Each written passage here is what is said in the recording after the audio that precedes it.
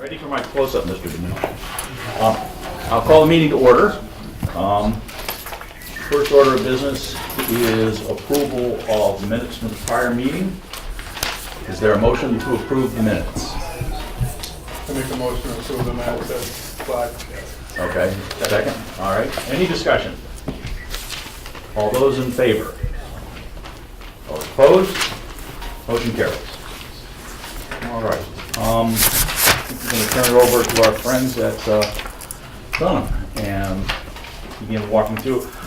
Is it your intention to go through this document today? Yes, we two documents. One is the second draft of the space needs report, which you all should have a copy of. It's the one many pages long. And second document, which is larger, which is the site fit studies.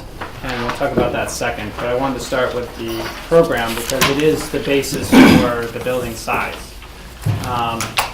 And this, I think, was sent out last week. So if you had a chance to look through it, I think we can just really start going through and talking about questions, comments, anything in particular people want to talk about. It's not my intention to talk about every space in the building, just because there's so many. We'll be here for a while. But I would like to highlight one thing, and that is the total square footage of the building has gone down slightly from a little over 38,000 square feet to almost 37,000 square feet, and that had to do with some tweaking that we did over the last draft that we had received. So if I've already talked to the fire chief about a couple of changes that he'd like to make in regard to the captain's office and the lieutenant's office, which essentially would be a zero net change in the size of the building, but would change in terms of the flexibility for their use. Chief Paulus, any comments or questions from on the police department side programs? Do you have a list of changes? Nothing major. I made a list basically on every page, just little things. But Good. I think it'd be something where we sat down together and Sure. had a meeting. Yep, I think that would work. Fine. The rest of the program, because that'll be relatively easy for us to do. The rest of the program revolves around the three basic areas: the public space, which is essentially shared and public space at the beginning, the training room for 49 people, which we had talked about before being something that could serve the public, meals as well as EOC functions out of. And then the other thing was the fitness room, which was a thing we talked about briefly at our last meeting, but probably should resolve it at this meeting if we can, and that is the use of this room for other town employees beyond the police and fire department. And so I'd sort of throw that on the table for discussion, whether or not we are going to use this space for that. Realistically, it doesn't mean that the space itself gets much smaller if we remove that, but it would eliminate a shower room that goes along with it for the public. And I think the biggest thing would be we would eliminate another public point of access in the building. So I'll turn it over to you guys to. Can I have a few questions. I don't know if other folks do as well. I'd like to go back to the staffing projections, which I assume are at least a partial driver to the building requirements. And I'd like to sort of understand that. I'm trying to make this go up so we can. Is that close? I don't think you'll get it much further up. Then we'll make the projection go further down. How's that? Take that whiteboard, slide it. Al, just take that whiteboard and slide it right over. Oh, excellent idea. There you go. That's why well, move this back. All right, let's see.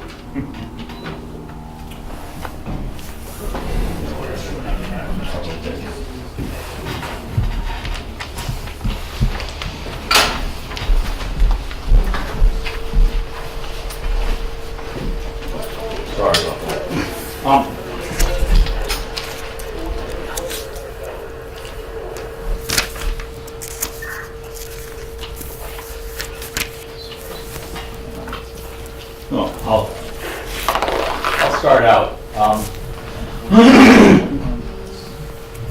I went and looked at the population projections for the town.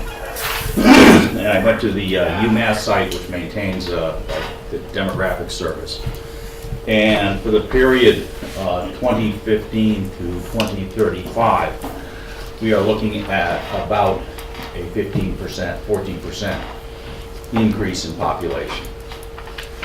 And I realize these are stakes in the ground, so I'm not trying to call anybody out. But we're showing a 59% increase in the head count for police department and a 55% head count for the fire department over that same period of time. That doesn't add.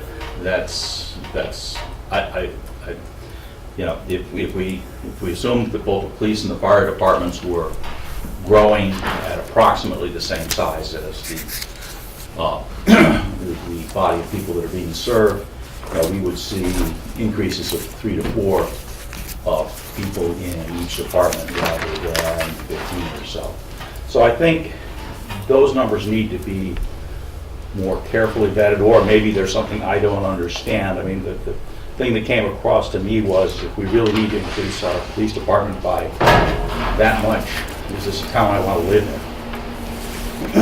So, I'm not meaning to put you guys on the spot, but first blush, those numbers, which I think drive some of the critical space requirements, don't really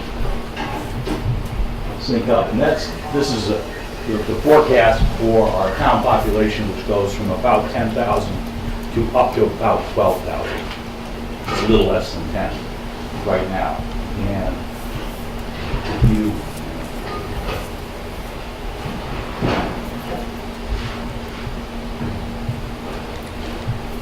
if you look at the head count projections, the blue is what exists today, again, from the document.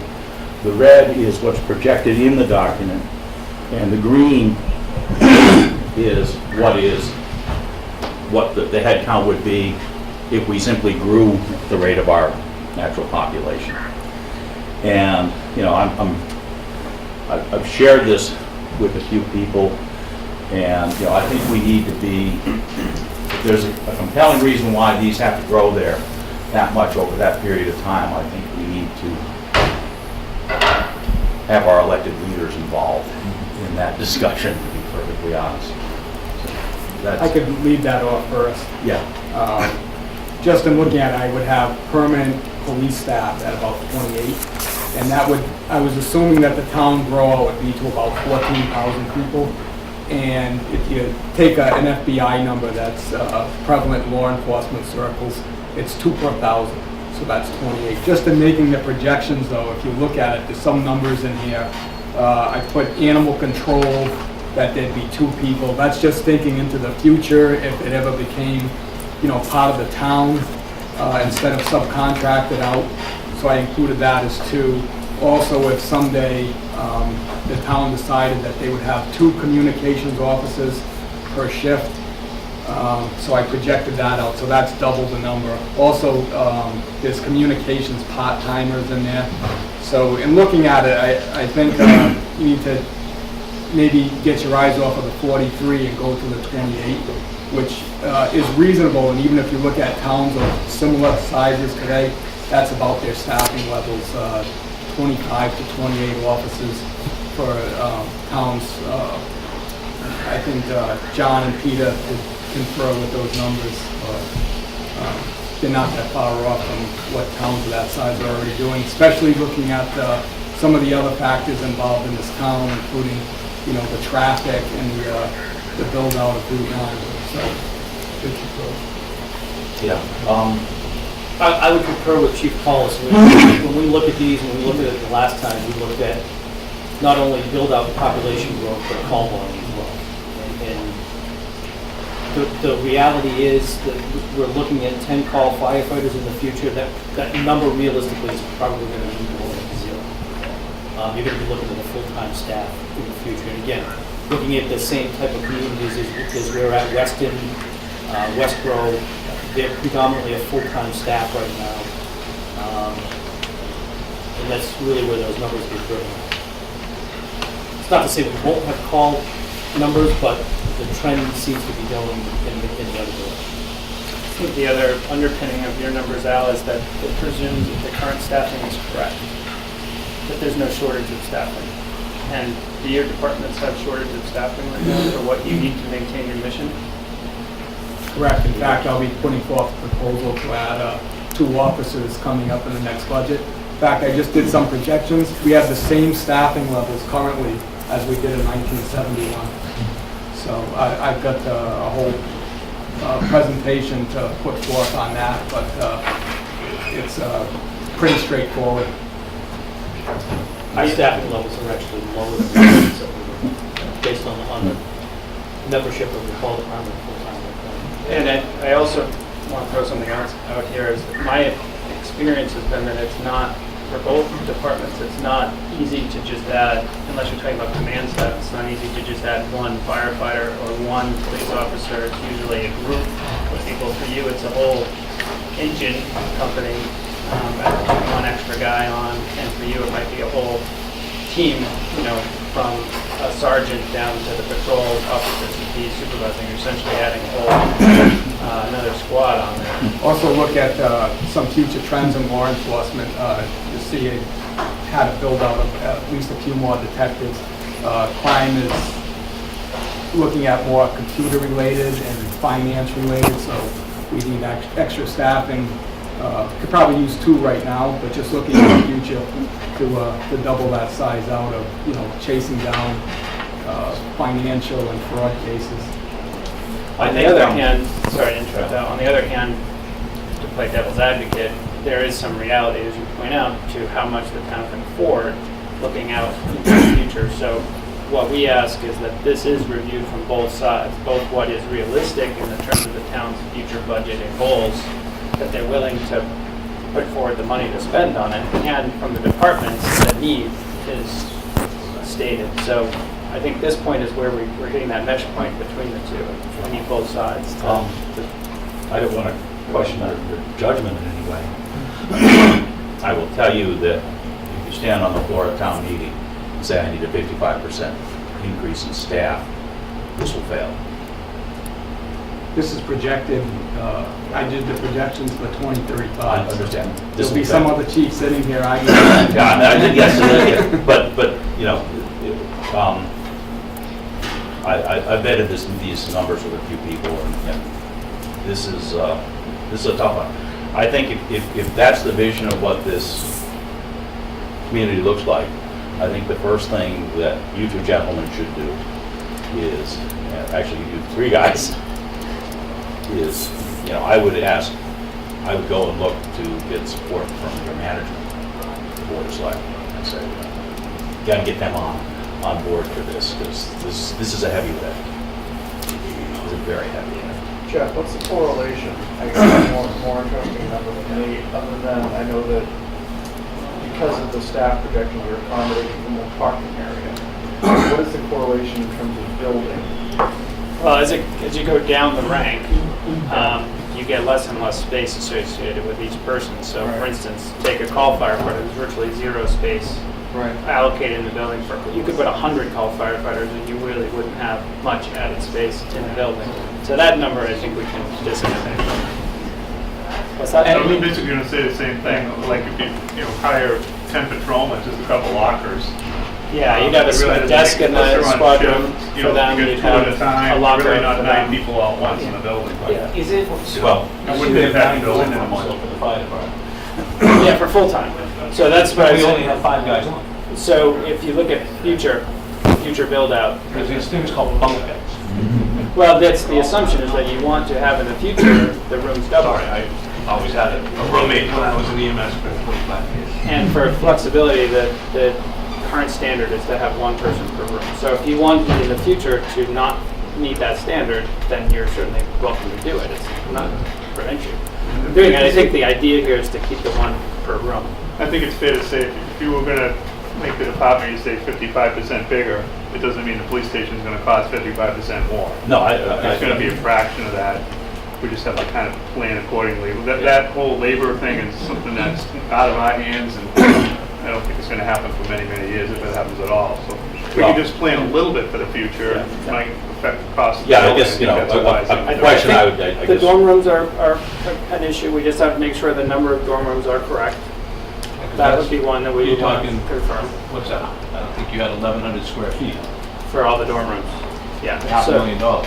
So, yeah, but each room is what, 10 by 14 or something like that, 140 square feet, something like that. So there's, is that room total correct? And we need to know that the communications desk, the number of dispatch positions is correct.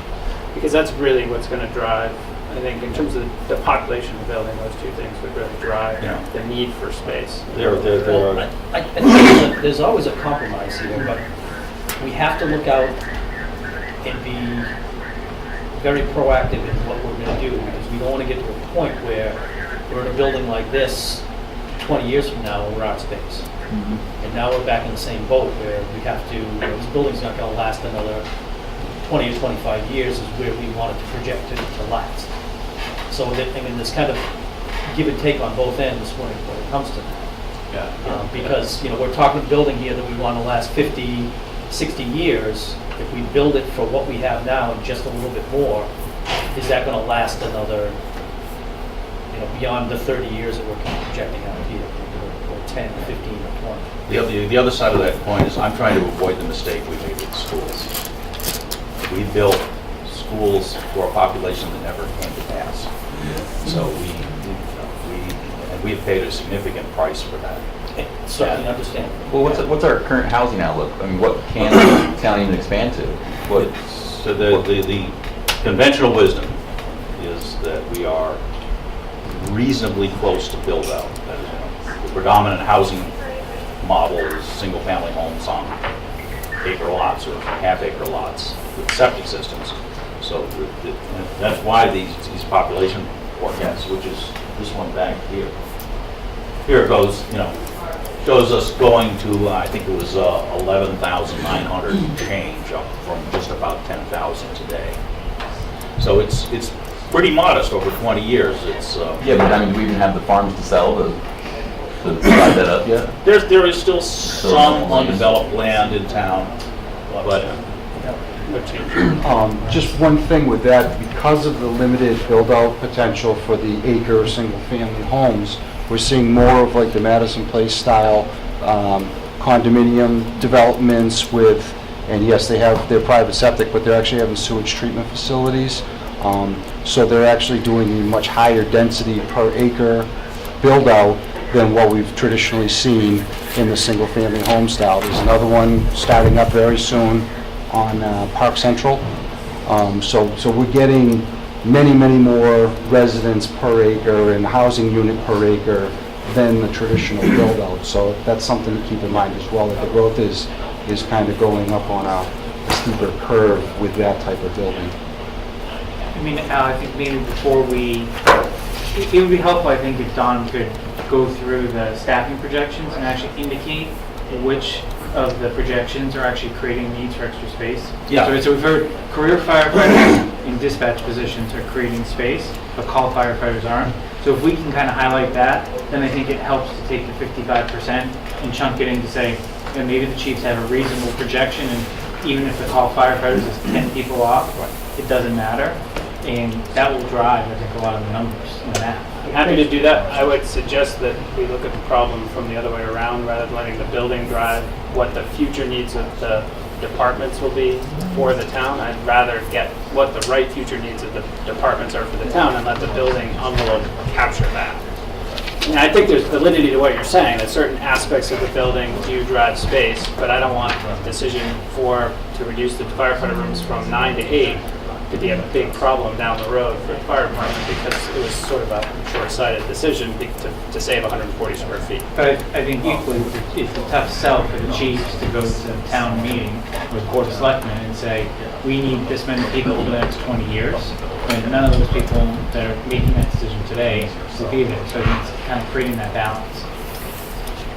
I was just trying to look at the space needs of the building, but I think the numbers are throwing you off. Even from my point of view, if the full-time police staff went to 28, you'd be talking, just do some numbers, and you had 4 people per shift, but we work 7 days a week, so not everybody's working on the same day. Yeah, So well, it's not making that much difference in the building, you're just making sure that the space is there for the future.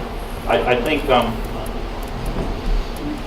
this is obviously a driver, we'll get to some others, but, you know, I think people are going to ask, you know, what was this building planned for? And I think this could be a tough one. I mean, for example, I'm the town cheapskate, so I've got to do this job. If we are going to go to 8 dispatchers, that's a strong argument for regional dispatch. A very strong argument, because, forgive me, but public employees are very, very, very expensive. And not because you guys are overpaid, but the benefits package and the obligations of the places on the community are substantial. So that's a strong argument for a regional dispatch system. Just looking at it though, for space needs, you'd be talking about 2 people working instead of 1. We're already gonna have 2 consoles built in. It's really just a number on paper. It's not creating really any more space for the building. We're going to need to figure out, one way or the other, what we really need to do is sort of understand what that partial derivative is. If the department were 20% smaller, the building gets 2% smaller. Maybe that's the answer, is that this is a stake in the ground for the future. But, you know, it does not make a big difference. But I think we need to have that analysis and understand what that is. And if that's the case, that's the case. It's just the way it is. But I think we need to communicate that. And I think we need to be careful about this, because this has raised red flags with folks who maybe think, well, maybe you ought to. The thing that came back to me is, well, maybe we would need to take another year to plan this. You know, I sure don't want to do. And yeah, you guys don't want to either. So this is one that we need to manage carefully. Is there any way you could delineate what would meet the current needs and then how much we're adding on for future needs? Yeah. I can go through this and determine on a per Yeah, person that's- basis how So we much could each say, well, it's position only going to cost us square footage so wise. much. Yeah, Yeah. what I'll do is each position I'll have a per person square Like footage. the chief total. says about dispatch, we're going to have 2 consoles, one's to spare, and if you're going to have 2 people, you know, it doesn't cost you anything. Right. So existing, you could add another person, it's the same cost, so it would be 0.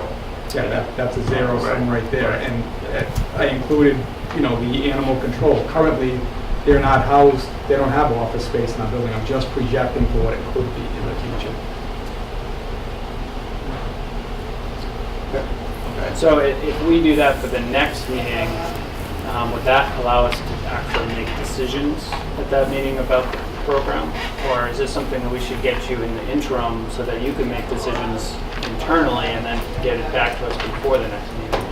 Just trying to keep, you know, Yeah, things no, moving. I think, I don't know how that. Well, I think ultimately, like you said, we're going to sell this to the public, and that's going to be a concern. You know, we're building this out for way, way high projections that may not be true. We can say, well, look, it really only cost us this. It's not really that big of a deal. If that's the case, and I assume it will be, but.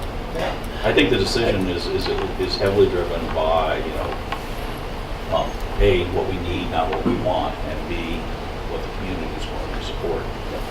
And, because, you know, you guys are gonna have to stand in front of the advisory. You know, having been on the other side of that, you know, it's, you know, if they see those numbers, you know, we have to have a solid answer for that. And it could be, you know, that it's a very modest number, in which case that's fine, but we ought to have that answer. Can we go on to Yes. the exercise room? Sure. / shower? With all due respect, this committee has no mandate to provide that facility, in my opinion. Is that something else that you've seen in other towns? Rarely ever seen it. I've only had it asked for in one town, and they quickly reverse course. Did you guys have anywhere else? No, it's just for the police. Talking more parking space. Someone gets hurt.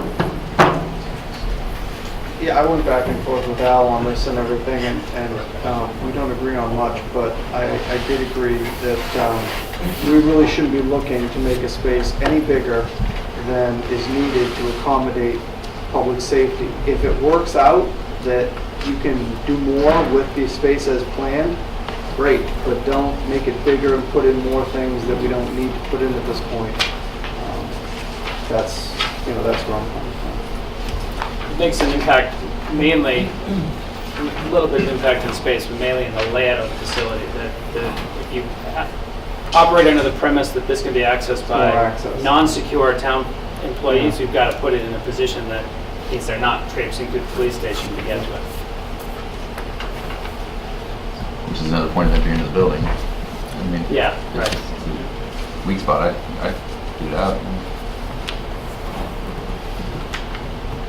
Is that a decision? I would think just a Is small there- area for on-duty people, police and fire, I mean, 1 or 2 people in the room at a time. Is there a Not motion open to the public. to make the exercise facility only for public safety employees? I'll make a motion to dedicate it only to police and fire personnel. Is there a second? I second that. Any discussion? All those in favor? Motion carries unanimously. Okay? You got a decision. Thank you. Appreciate Yes, that. Al, was there other spaces that you felt like talking about in particular? No, I didn't, but has anybody else got thoughts on spaces? Well, going back to the cell, is it worth doing existing what we have? Trying to pick out, however you guys could say, here's what we currently have in our communications or for dispatch, and put a number to that so that we can say what we're increasing from to. So Yeah, this that's is what have. we had talked to Mark on one meeting ago about doing a matrix that shows what the current size of the facility is, room by room, versus the last study that was done versus the first draft and the second draft. And I don't have that for you yet, but we can. Are they in the old draft? Are they in the old studies? There's information in the old studies that we're going to Check it out. extract and produce that for you, so you can kind of track and see on a space-by-space basis how this process unfolds. Yeah. And I hope to do that for the next meeting or before the next meeting. We just didn't have time to get it to you tonight. But in terms of those 2 areas you mentioned, dispatch, there's currently 2 dispatch stations. We're projecting 3, 2 manned stations and a backup station. We've taken the chief's idea. If we assume that we'll use that backup station in the future, if they put on a second dispatcher, then maybe we only build 2 dispatch positions. So that's a consideration that we'll think about. Dispatch room is page 20. Actually, there's one more I do want to go back to animal control. Just let me finish with the dispatch. So you see right now it's 30 feet by 25 feet. Now if we got rid of that backup dispatch station, we could probably cut that space down substantially in size. But it means in the future, if you did count a second dispatcher full-time, you'd have no backup station. If there was an incident, there'd be no third position for somebody to jump on. A consideration in the future, again, we're talking 20, 25 years from now, is that you could use technology to duplicate that in somebody else's office. Now, right now, you can do it, but you need a lot of technology to do that. Maybe in 25 years, you wouldn't need as much technology. So that's just something to put out there as an alternative approach. Typically, what we've seen is many departments use this model of building out the space needed for the future with a reserve position. Sometimes it's used for a supervisor's position. We don't have that here, but so there's the option of having that in the future, but I think it's kind of up to how the town wants to operate. But it would save a good chunk of space if we got rid of it. So let's table that discussion until we have a discussion about staffing. Because I think we need to have that discussion about the animal control officer as well, given that it is a contracted position. And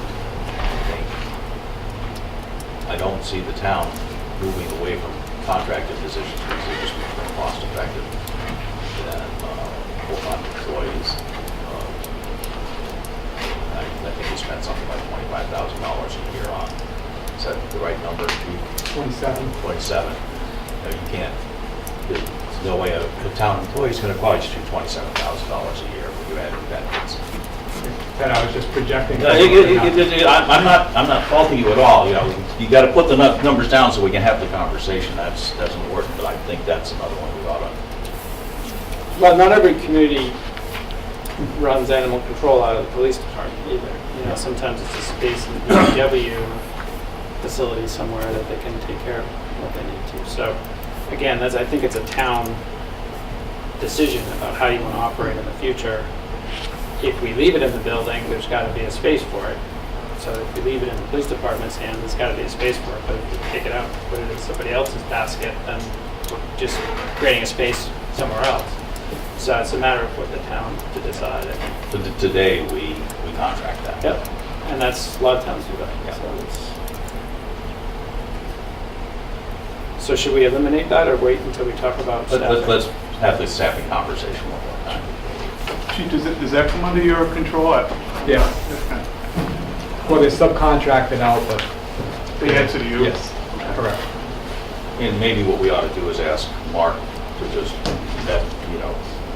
quiz the Board of Selectmen as to whether they would consider bringing that in-house.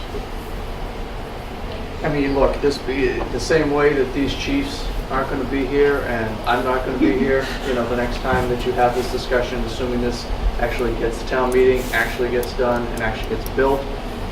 But, if you're asking me, I mean, I see no, I don't see any impetus or any reason for this to get put, for this to ever come in-house.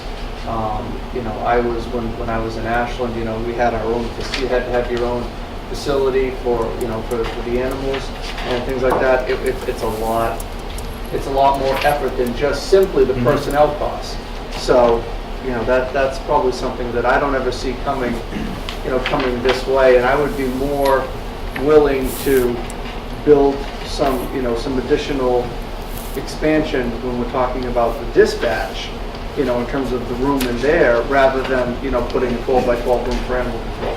So, I mean, like I said, and there's probably going to be some trade-offs like that. There are some things that, do we want to take the chance that we're not going to need this, but it's better to have a little expansion space here in the event that, that we go in that direction. So, but again, now we're going down the road of a staffing discussion now. So why don't we have that one at the next meeting? Just quickly, the vehicle Sally Park, currently we're planning to be able to park both an ambulance, or essentially two cruisers in there, or an ambulance. It's shown with an ambulance and a cruiser because it's a little tight. But the idea is that you'd be able to pull in two vehicles in there. So that's something I throw out there, is that necessary? Is there a need to do that? Many other departments simply just have one, and it's just a matter of making sure that, you gotta get stuff out of there. I mean, you can't predict when you're gonna have the need for multiple vehicles to be in there. It just goes with the territory, but it's a question I'd throw out there. You can think about it. Could you just sort of describe the current usage patterns a little bit? It's right there. No, I know where it is. But, That's where they pull into. how often do you think you would need to have more than a single vehicle? Even just by, added garage space. So in inclement weather, I, have to see how many garage spaces that we've had just to have, we have raging storms outside, just to be able to bring a couple vehicles in there. But yeah, it is. It's a fairly cheap space to build, Yeah. to be honest with you. I mean, it's exterior wall, it's more pricey than interior wall, but it's nothing more than a concrete slab, no ceiling, minimal wall treatments, it's garage. Especially So it's to be fairly able to cheap. put a rescue in there, would be something. At my old department, certainly that business went on a couple times a week, and to have the rescues be able to pull right in and come in and provide service was definitely a plus. I guess the question is okay. So I just throwing it out there as an option. Frankly, I think the booking area is about as small as it can be, and we don't really have that many detention cells either, so I think we're locked in there. took a tour of Weston, and I'm sold we could get by with Yeah. the same as we have now, plus a holding cell, that'd be fine. Yep. And then over on the fire department side, as we talked about, one little switch in the administrative area, which doesn't really change the space needs at all. I think the only thing to confirm is that the apparatus room works as we discussed it last. This is page 80. It's kind of drawn small because there's a lot of stuff in there, but the layout there just needs to be confirmed. Right now, it's the assumption is based on the room can function with doors out the front and the back, so you can have a rear response. It's not really set up that way. Currently, it's set up with only a front response, and that's primarily because that's what the chief gave me. But also, many of our options, which you'll see in a bit, don't have rear access. So I don't think we should plan for it necessarily unless we're actually going to have it. So I wouldn't worry about that right now, even though it is shown with the second set of doors out the back. This assumes that there's going to be some future purchasing of vehicles to fill out the remainder of the bays, an ambulance, an engine, another command vehicle. But everything will be undercover, which it isn't currently. I think the size of the space definitely means that you've got to have 5 bays, and it's a fairly large apparatus room to hold all this. So I think that's something that just should be confirmed, but I think that there's clearly a need for it, especially with the future purchasing. If there's no other comments about that, that's pretty much it for it. I noticed that we have an elevator. Planning on an elevator right now. Okay. And again, that's something that, once we select a design, we may not need and just take it out. So it doesn't actually become part of the cost estimating. It doesn't actually become part of the building. But I think at least at this point, we should assume that worst case scenario, we have to have one. Okay, if there's no other questions, we will produce another draft of this with the additional information that we discussed about the square footages per staff person, so you can have a better idea of the staffing totals. We'll take out the town portion of the fitness room, make that just departmental, and we will provide the matrix that I discussed before, comparing the different drafts for the next meeting, and then we'll, at that point, decide on some of these other program pieces. So we turn our attention to the site plans and the larger document. I'm going to ask Ellen to run through these and talk about the different advantages and Do disadvantages. we have the ability to project these so that we can have them on the... Only if we had digital copies given to you, which we have not yet. So, for the next meeting, we can do that. If we could, just because, we're trying to use this as a way of communicating to the world what we're doing. Sure. This would be either that or giving these guys a PDF of some sort.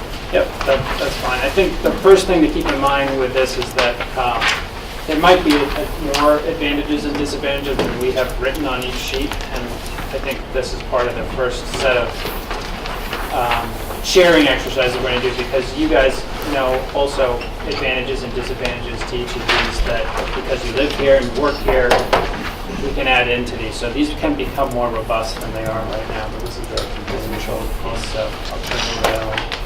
Okay, so if you open your packet, the first page that you'll see is an aerial of our site, and we chose to show an aerial that includes the St. Mark's School, and that's because we're looking at some of the options are looking at the site the way it is today, and some of the options might be to purchase or swap land with St. Mark's. So we wanted to have everyone see the proximity to the school and the proximity to the intersection.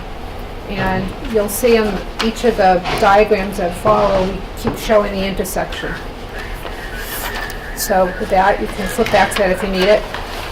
The next page is the existing conditions. So you can see the site the way it is today. It's bounded on the east.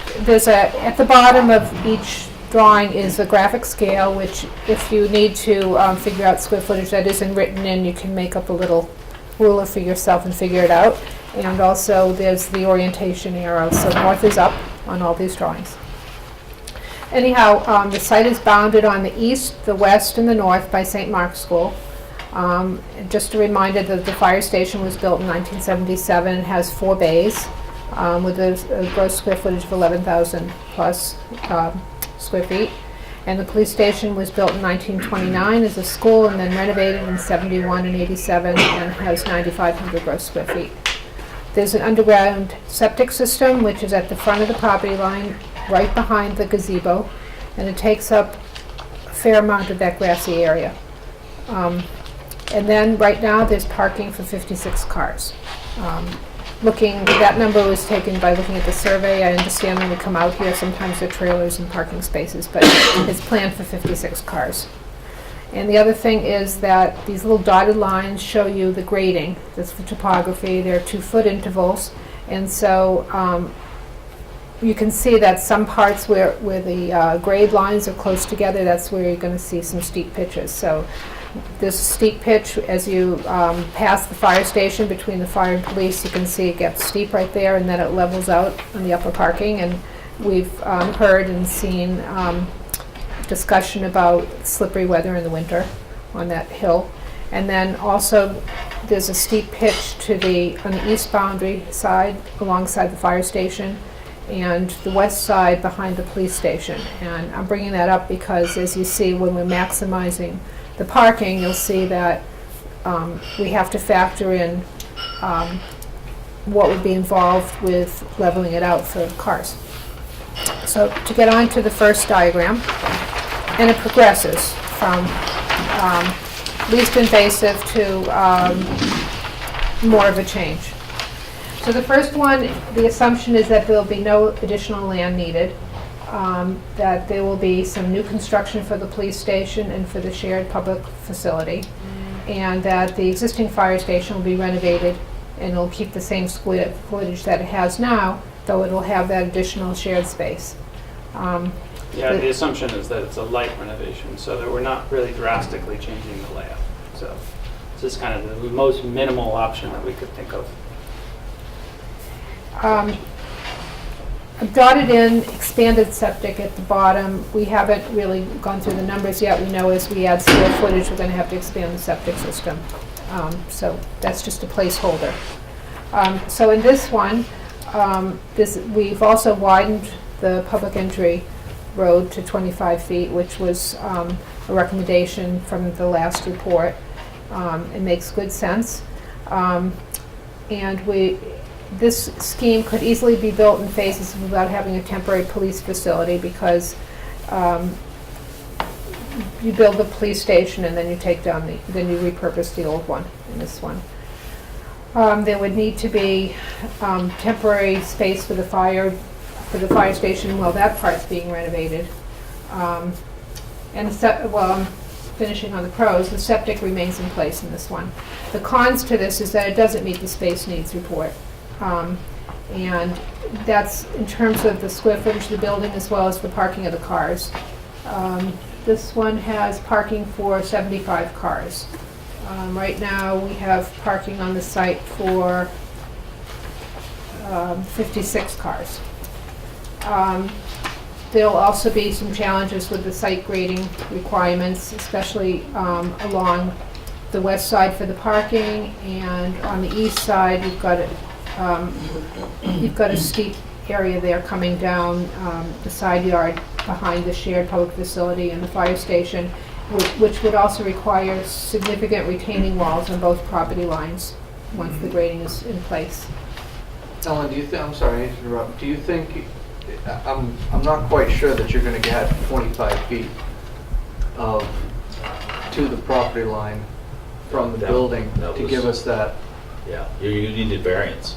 Yes, that's right. Yeah. Well, the other, Okay. yes. Do we that's- actually have, I mean, I don't- this is laid out, Ellen, based on the survey that they had. Do we have 25 feet currently from the existing fire station to the property line? It looked like we did. I do have a copy of the survey here with me. I think you probably have just about 25. Yes. Yeah, okay. So we may meet the So, current yeah. The zoning. Sally Yes. Port But clearly. the Sally No, Port would Sally- require a Sure. variance, where What I should say is that many of these do require variances, and I didn't list it on the pros and cons. Sure. But, Yeah, no, that's fine. many of them do. Okay, thank you. So, yes, this one requires a variance for this alley port, and I guess when we were reviewing it in the office, we weren't quite sure if a variance was considered a con, you know, because as a public building, I don't know. No, that they it would. definitely have to do a con. Okay. Some of us think the government ought to have to follow its own rules. I'm Okay. sure it would not be a All right. positive. Okay, so we can add that, I'll add that on, be happy to do that. And lastly, there's no street frontage on this scheme, as there isn't right now, and that it gives the whole public facility a minimal public presence where, you know, it could have a stronger public presence if it were not so far back on the site. Is that a concern? Well, it's just, as you look at the spectrum of our review, it's considered, is it a concern? It's an opportunity to have a public presence in some of the other schemes. I don't think I want to spend a penny on public presence. Okay, I don't know how other people feel. but- Well, I think putting some presence to the building is good for the public. You know, I do think it's a good idea. See it in the street. okay. If it won't add any cost, Doesn't have any cost. then it's fine. I mean, it's, Swapping land, and you put it this way, or whatever. It's so if free. you go to the second site plan, and again, I didn't list variance under cons, but we'll add that. This one reflects the desire for an additional apparatus bay. So on this one, the renovations to the fire station would be more extensive. And in this one,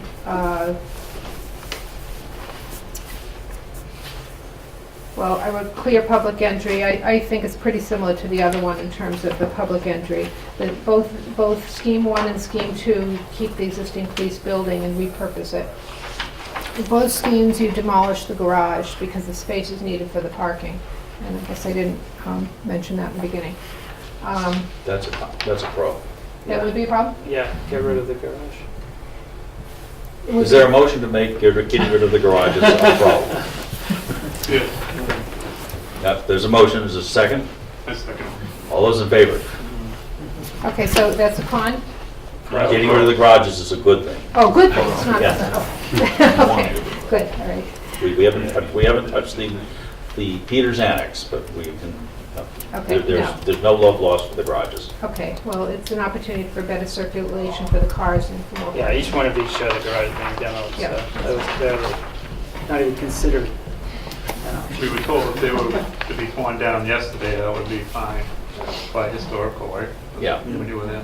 Okay. Yes. So this can easily be built in phases without a temporary facility for police. Again, this is pretty similar to the other one, where the police stay in place while there are new facilities being built, and then they move over. The fire, on the other hand, would need to have a temporary facility, especially with adding the apparatus bay.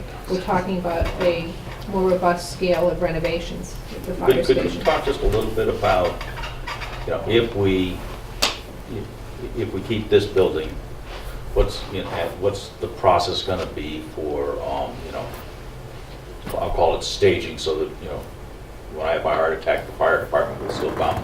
They won't come from here. Okay. They'll be in a different location, not on this site. Got any thoughts on where that is? Don't know. I would imagine we'd have to Put look them at in the other DPW locations. garage temporary. That's going to be tight. I mean, right now, there's not much land for the DPW down there. If you're going to put a facility to house multiple engines and crew at that location, that'd be tough. We haven't talked about it, but I don't know if you have any No, ideas. I don't, because we really haven't touched upon it, but what time frame are you looking for? For the duration of the project, Which is and in gonna this be- case, I mean, it depends on each facility. In this case, with a more significant renovation, it could be, 10 months, 12 months, In cold weather? cold weather. Yeah. I mean, in the previous option where we're doing light renovations, it's possible that the engines and everything could all stay in the building while the work is going on, and then maybe we just have a trailer off to the side where the people live, and we build a little connector, and so they can come in covered, heated into the building and get out, but the second floor essentially becomes off limits, and we make do on the site. But in this major renovation option, I just don't think it's reasonable to keep people here. And if you wanted to, you'd be driving the cost of the construction so much higher for the complexity of trying to work around it, that it just wouldn't make sense financially. It's certainly an analysis. That's the option that we chose to go forward with. We'd probably do an analysis to determine what the cost impact would be staying on site versus. What have other communities done who face that challenge? Oftentimes they move off-site. They go to another facility they have in town. They go to space that they can get at a cheap cost. In certain cases where it's possible, in Arlington, they'll put a small trailer next to the building and be able to keep the engine in there in the cold months. For instance, we made a deal with the contractor that, because the building was being gutted and renovated, which would essentially be what we'd be talking about here, that based on the timing of construction, the apparatus bay would largely be done by the time they got to the cold months. It's just that the whole project would be done. So could they house the apparatus in there during that time frame? And right now, in that station, because they had 3 stations, so they spread out the other pieces in other locations, and so they only kept 1 engine in that building. And in this case, we wouldn't have that luxury. You'd be housing multiple pieces, or trying to house multiple pieces here, which would be an clear impediment to the contractor's work. Even though we might not be touching the apparatus bay itself very much, there'd be a significant amount of work going on above it, going cord holes and all that sort of stuff. And I think these are too valuable. Additional liability insurance and everything else. Yeah, and the equipment themselves, I'm talking about $750, $800 million pieces of equipment. You don't want to get those damaged. So what I've seen in other places, at least one case was, there was an empty warehouse with drive-in bays that departments have used, I guess, that. Yeah. So in that case, I'm just sort of curious, because it's obviously a logistical issue. We got it. Can Station 2 play any useful role in that? Why not? There's no septic down. That's one of the reasons. Sorry, that's going to be crude. That's one of the reasons why we don't staff that station anymore, because they didn't want to put the money into rehabbing it, putting a septic system down there. So there's no bathroom facilities, so you'd have to figure that part out. Plus, it's only a 2-bay station. You're only going to get an engine and ambulance in there. And there's not enough land to put garage space or anything else to put it in there. And it's out of the way. And it's really kind of out of the Tough responsible. Yeah. Can these garages be used? That's probably small. Too small. Okay, just asking. All right. But on these plans here where there's really no available real estate, where would we put the emergency backup generators? Well, we haven't shown them, but we'd squeeze them in somewhere. Okay, only because I don't see any available real estate. Yeah, I know, that it's gonna be size tough. of Yeah. Trucks. It's so- going to be tough. Okay. These options where we're not increasing the site are really tough. And frankly, we're showing the whole range here to make sure the town's covered in this study so that you see the most minimal to the most maximal change. And somewhere along that spectrum, there's going to be one that fits the bill. So some of these, that might be an impediment. You might have to lose a couple of spaces to get everything to quite fit on the site. They haven't been studied in detail yet, so that's one of the drawbacks of making these. Thank you. The other thing you might want to keep in mind is that as we review the space needs and the occupancy, we have to look at the parking also. So we're working from a baseline that we're trying to get to 122 cars. We have to review that number. I'm just curious, what drives on? Do we have 15 now, or do we have cases now? We have 57. 57. Yeah. Are there cases now where we're out of parking space? Well, the one consideration should be that we're planning on a 49-person meeting room with capacity to park 49 additional cars on site for that. So that's clearly not something that this site anticipates. And that would What's assume that driving that there would be a daytime training session for off-site personnel, like other fire departments, other police departments that want to be hosted here to have a training session here, which means you have your day shift And now you need an additional complement of public parking, which another assumption is that the public parking is segregated from the secure parking. What's driving the And I think the other 49? assumption is that the training room will also be used as a public space for the community. Yeah, and my assumption for that is that many times that's at night, and that's when you have less cars parked here anyways, so there might be some overlap and some unused parking from the daytime parking, staff parking that could be used for that.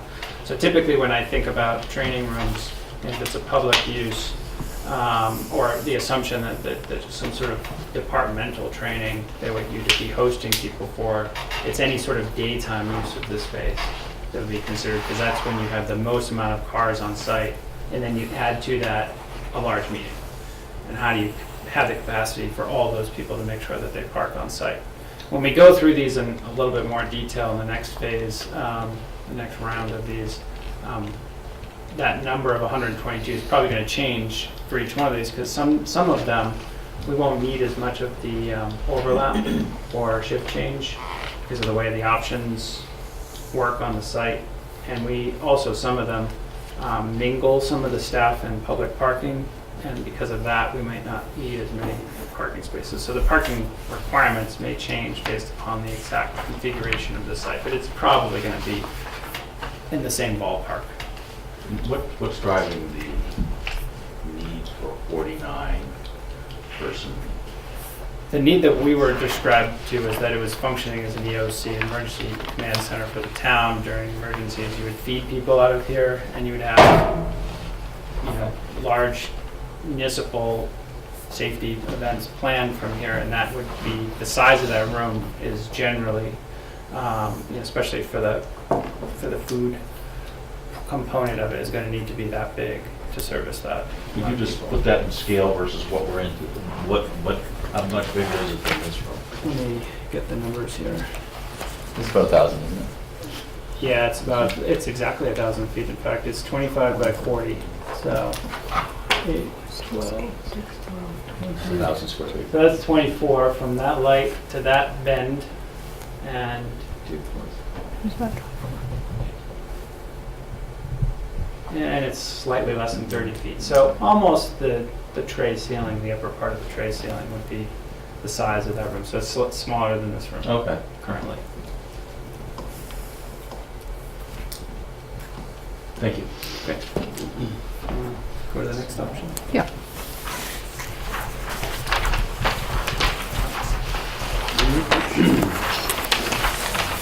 Okay, so the next option, we start looking at taking land to make it, to meet the program.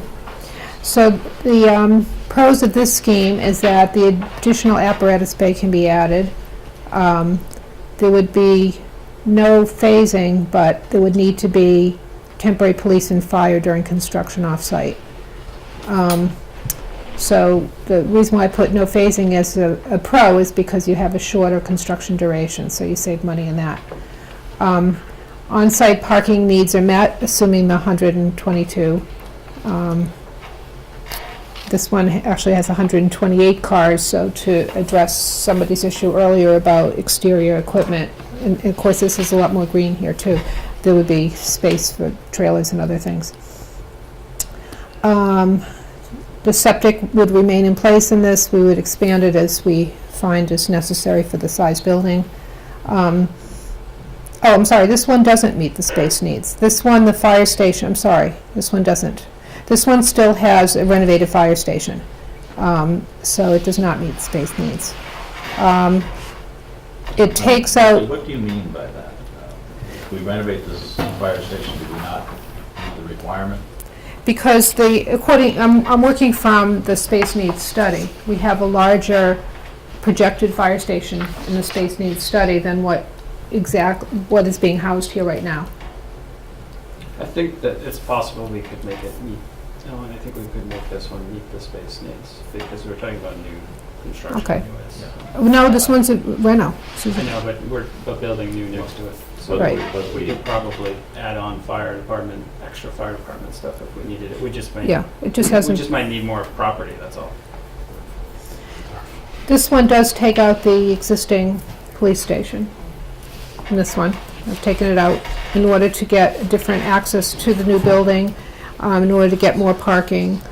This one has better parking for the public safety because there's public parking and then there's secure parking. You can gate that off, you can put it in the back, you can really have a place for your secure vehicles. It also separates the transportation. You can see that there's a separate route into the Sally Port, there's a separate route behind the building that it can be used for the police. As all the schemes widen the entry driveway, so the public would come in and out of the same driveway, and only the emergency would come out on the on the west side of the site. That's about it for this one. So that one takes 35 feet into the woods Oh, yeah. to begin with, and then, Yep, it takes 35 feet on the west side, and it takes 35 on the east side and 75 on the west side, and I did run some numbers here. I'm sorry, I'm a So- little, okay, so there's two different property expansions. Right, One is along that strip over there, right, and the other one is into the woods. right. And so the one that says 70-foot property expansion on the west side, I'm talking about 15,575 square feet, which is a third of an acre, 0.36 acres.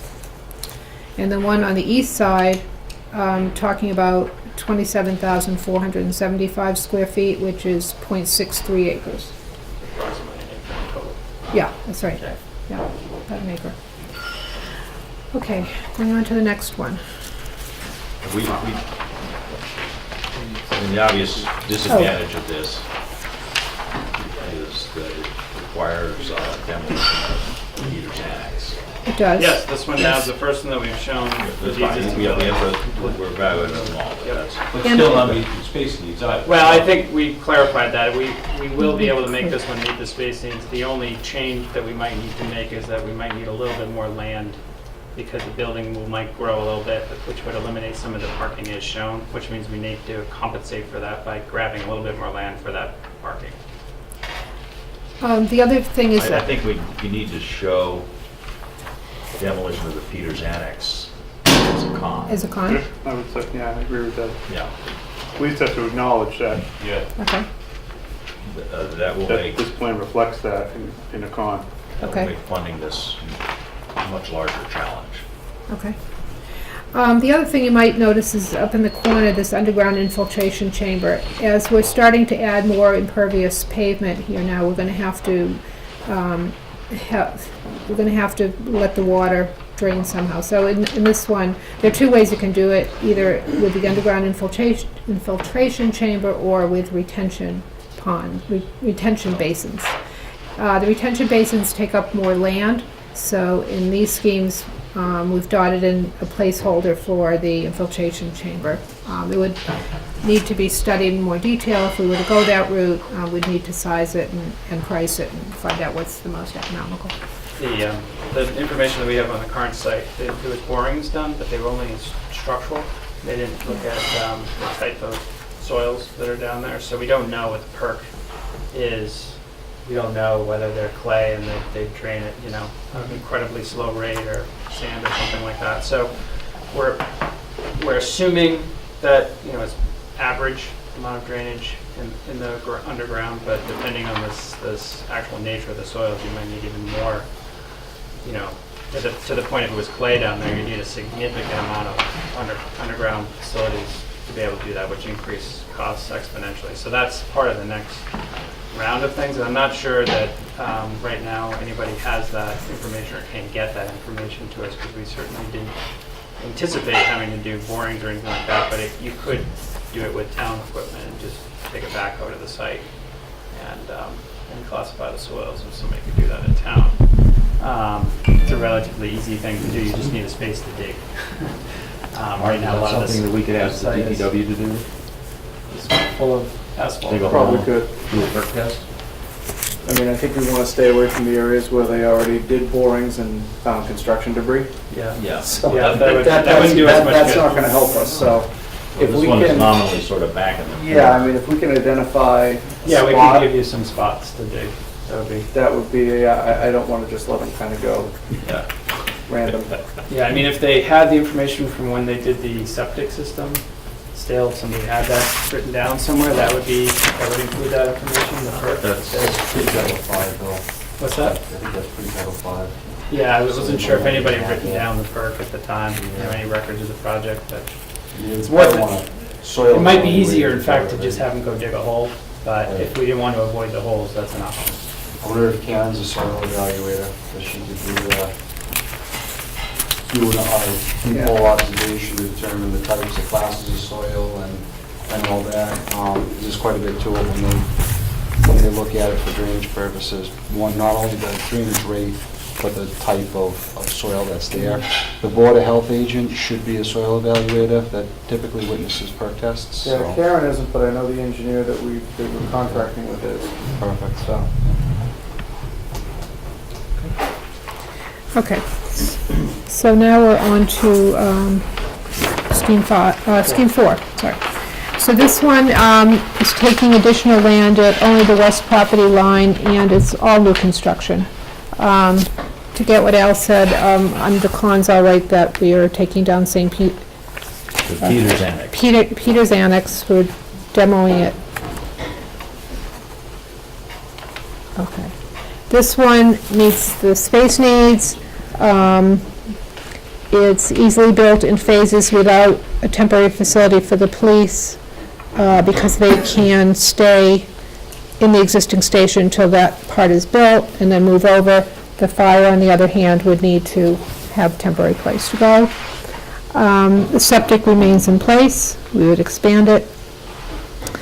The cons of this one are the public shares traffic with the police access and egress. So what's different about this one is the other schemes, the police were able to leave the site on the west side. This one, the police will double back and come in and out on the public drive.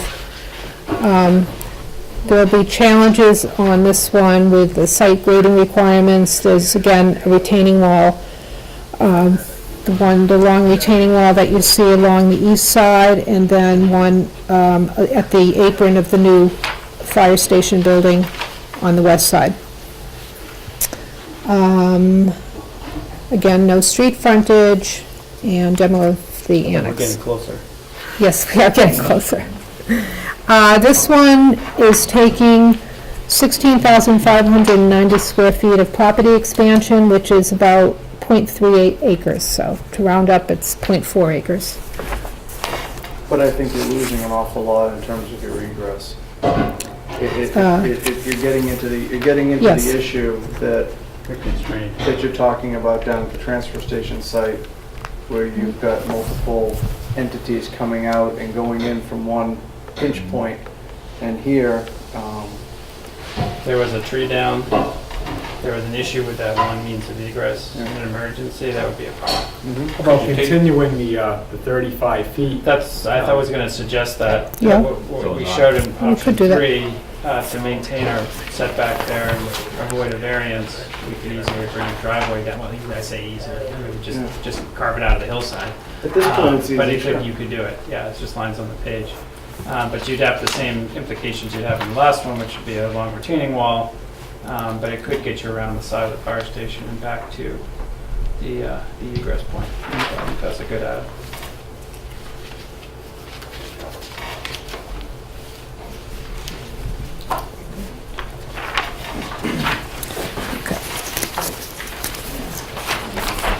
So option 5 now is where you bring the station down to the street front and sell off or trade off the rear part of the property that's not needed.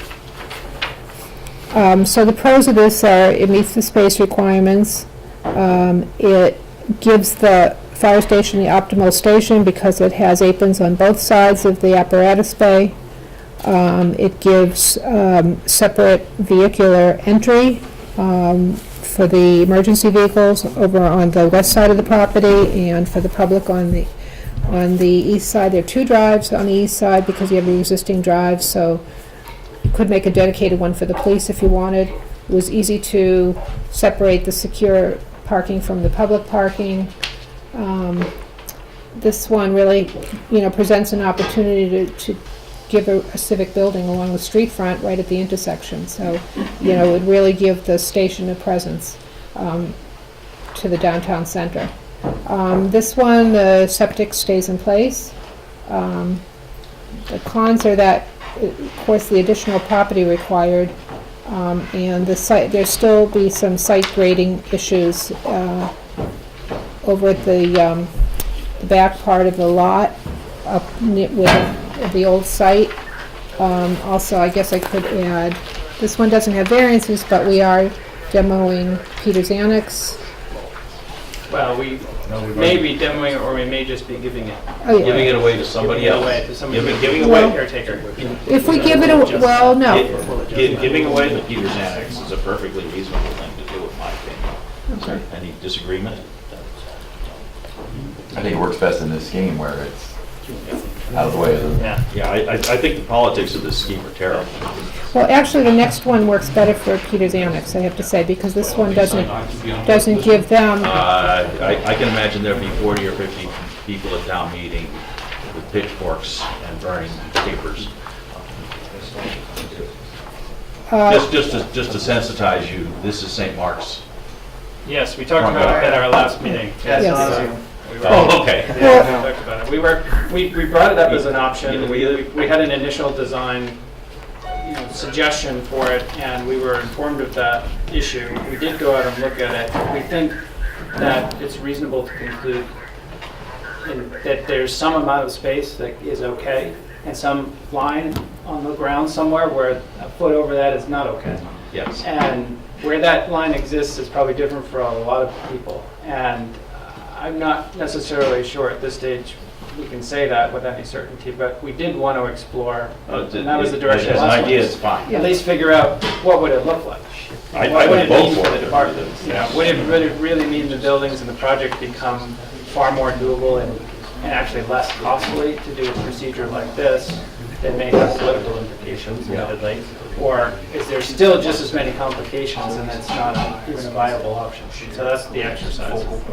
As a con, could maybe you add that that's an increased, I don't know how you say it, Funding but risk. Well, there's a political increased neighbor yeah. factor there. Yeah, that that maybe certainly other plans is. don't have. You can't discount that. No. If it is an obstacle to getting the project approved, that is an obstacle, and it has to be listed on there. It's as much as an obstacle as a financial or a programmatic. Those are the people who appear somehow at in the town pond. meeting. when you say neighbor factor, you're talking about St. Mark's, right? Right. Yeah, okay. And they vote. And, we need this to be, I can't, Mark, do you believe you'd be able to go to St. Mark's and not be thrown out on your area with a plan like this? No, I actually, I'm just telling the chief in that, I think if you're looking at doing something where, you've got this, bringing the building forward, then you're looking at 6 more than you're looking at 5. Yeah. Okay, because 6 is 6. We get to 6 in a second. Yeah, Yeah. well, like I said, but if 5 is something that we're really not, I was asking the chief, oh, he already turned the page, in terms of the fire station on this side, so close to the intersection, wrong time of day, wrong light cycle, traffic is going to be queued up right in front of the apron. So his thought was that maybe you flip and put fire down the police end and just put police down the other end shared in the middle, which would help. But again, I think that 325 feet, you walk off 325, I think that's way too much. The sixth option, 215 feet, you might have an ability to, by giving away, that whole back piece. Including St. Peter's Annex. Well, it just happens to be there, yeah. So. I just want to throw out a few more numbers for you too on 5. We're talking about using 1.75 acres for the property expansion. That's what 325 times 235 is, 1 3/4 acres. And the amount of land that we're thinking of not needing is 1 1/4 acres. So we're talking about a differential of 1/2 of an acre. And also, I want to call your attention to back to the photograph. The reason why we put this in is so that hopefully, while you think about these options, you can think about how it relates to their campus. The main campus being up here. And not just looking at the fields, but how it's relating to the center of their Yeah, activity. we were talking earlier, and this gets into both 5 and 6 here, but I think the acquisition of St. Mark's of that back piece of our property there may, we're designing their own campus here for them, but if there's any desire to expand and change the position of those athletic fields, expand the campus on the other side of their driveway, this gives them a way to do that without being in the middle of that view corridor. They can expand off to the side.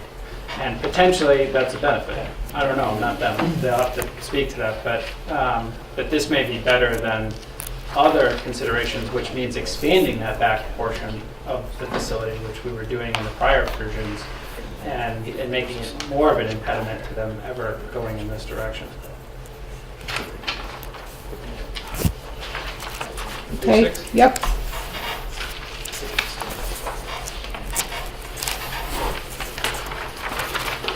Okay, so 6 is a more compact site. We're not as close to the intersection anymore. The way we did that was we took out the septic field and we put a new one in the back of the site.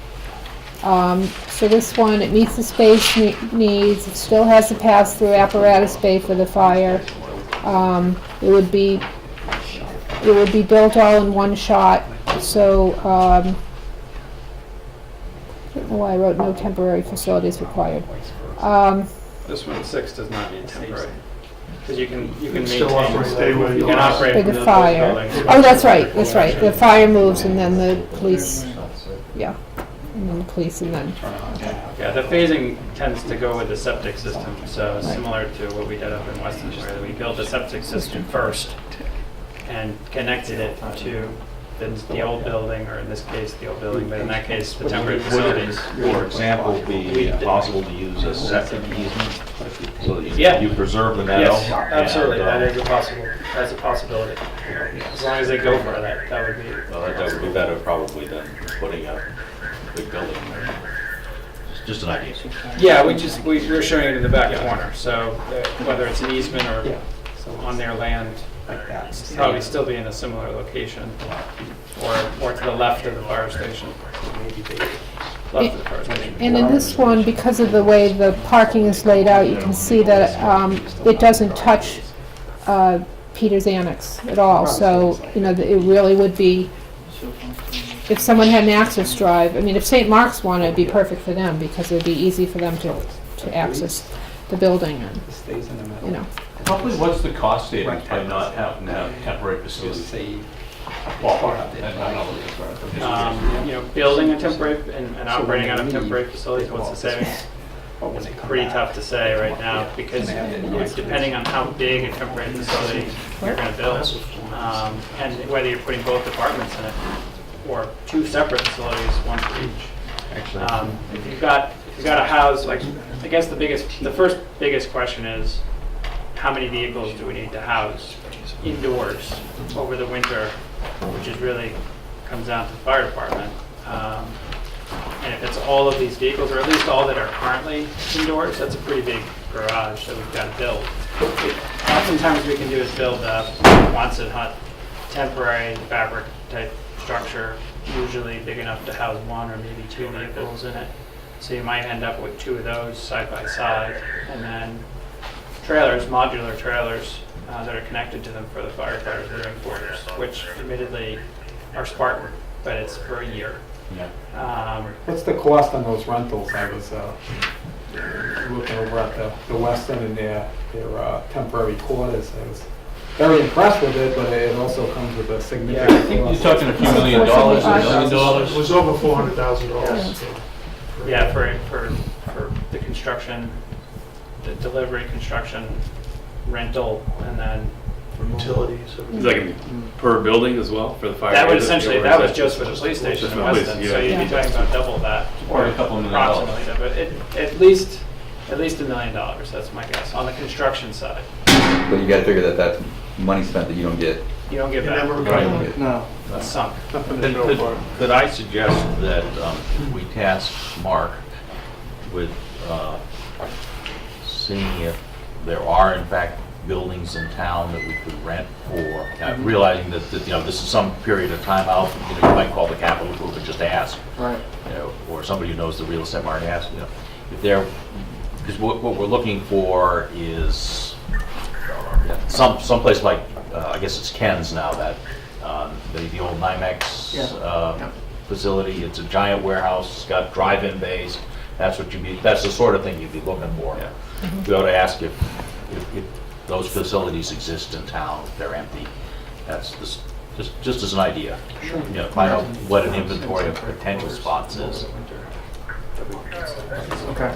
I can If do you're that. not on site, if you're somewhere else. Yeah, but you're absolutely right. I mean, that, Yeah. if we have to house people off-site, that's 2 engines, That's 2 ambulances. that's a cost. So that everything. It figures in.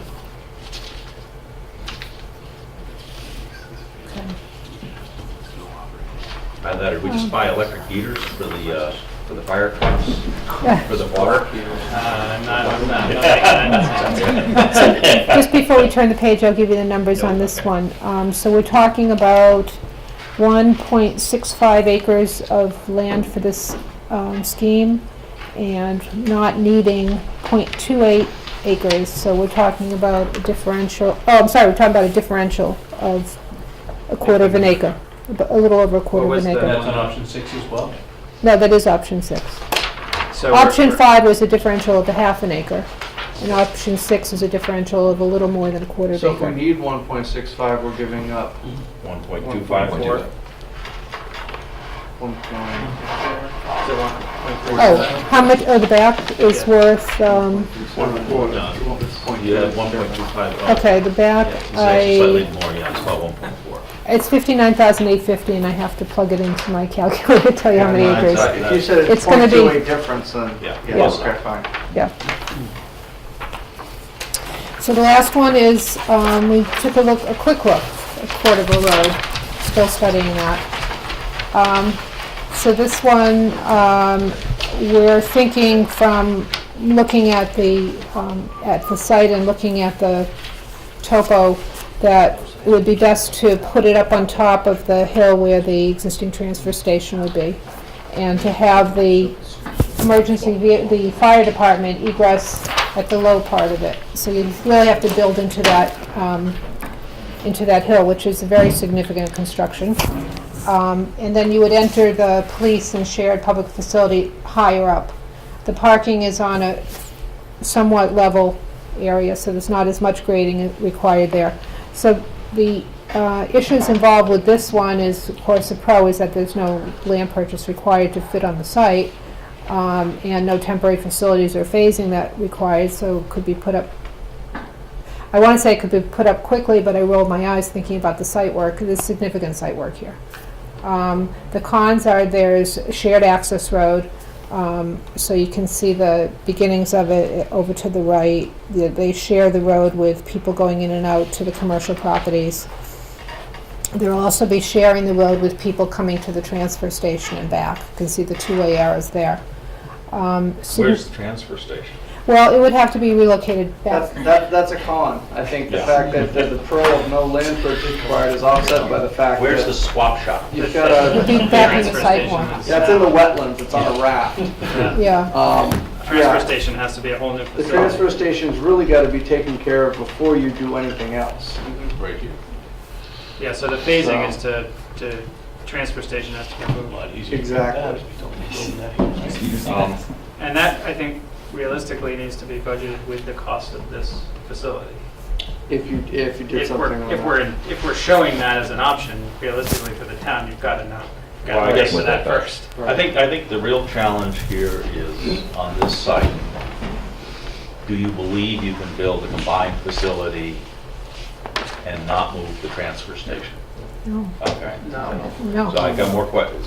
Do you No. believe you could build a police station and not move the transfer I don't think you can build anything No.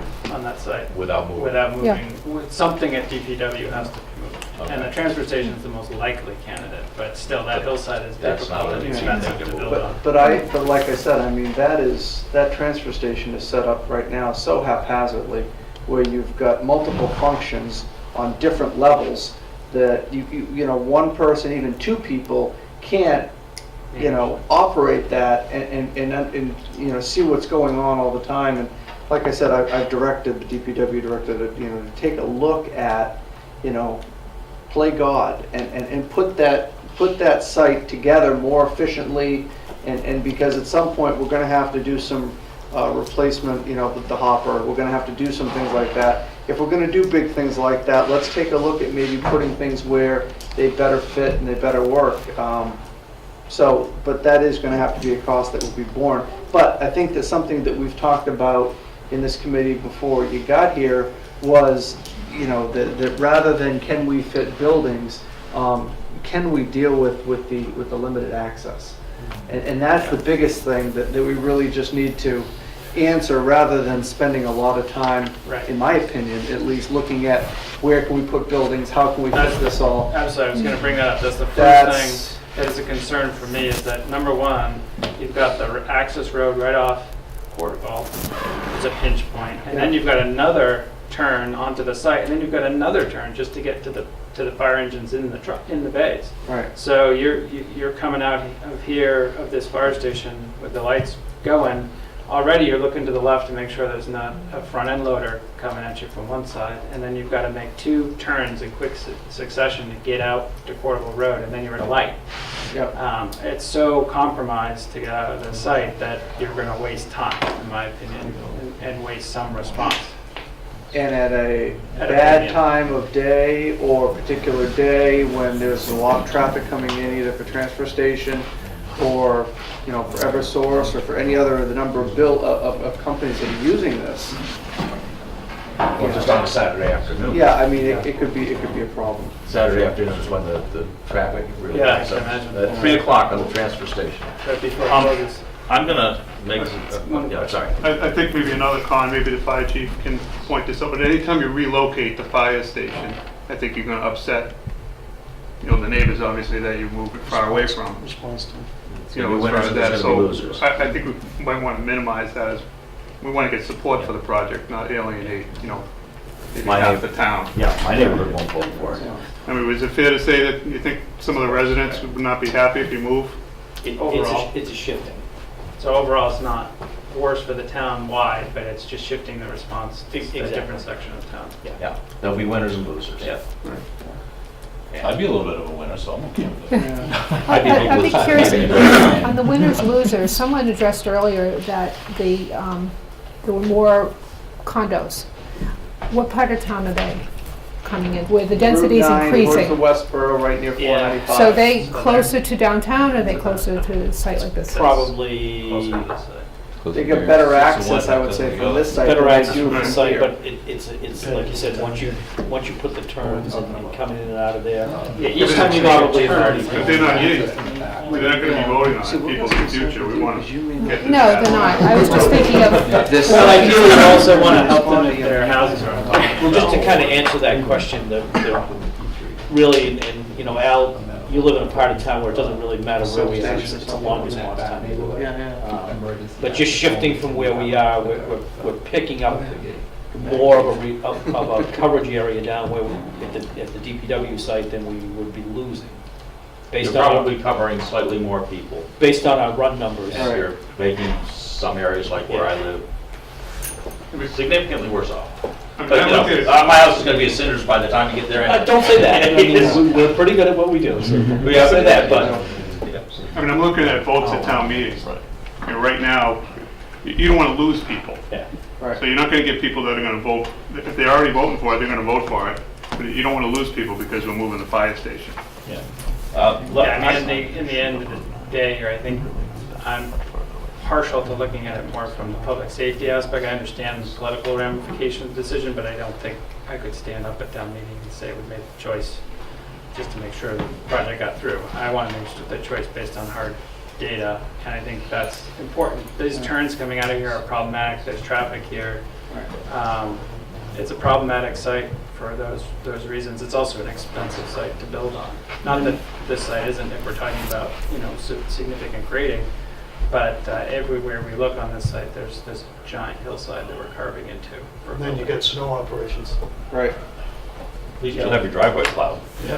And and in other locations like at Weston, DPW is there, but they are segregated by Yeah. a driveway, and here and there, it's not even fire station, there it's just police. And this is, But I agree with Pete. I mean, you don't want to, we talk about the annex, we talk about, if we move it to location and, and everything, you don't want to give, people footholds, for reasons to, Sure. to want to oppose it. yeah.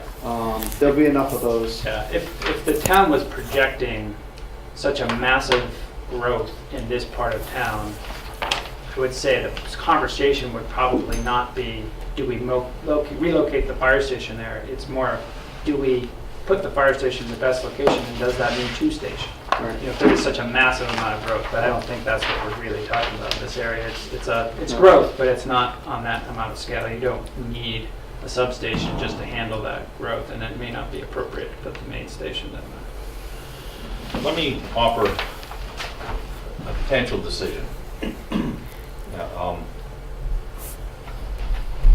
I think, we've looked at this site, you've looked at the site.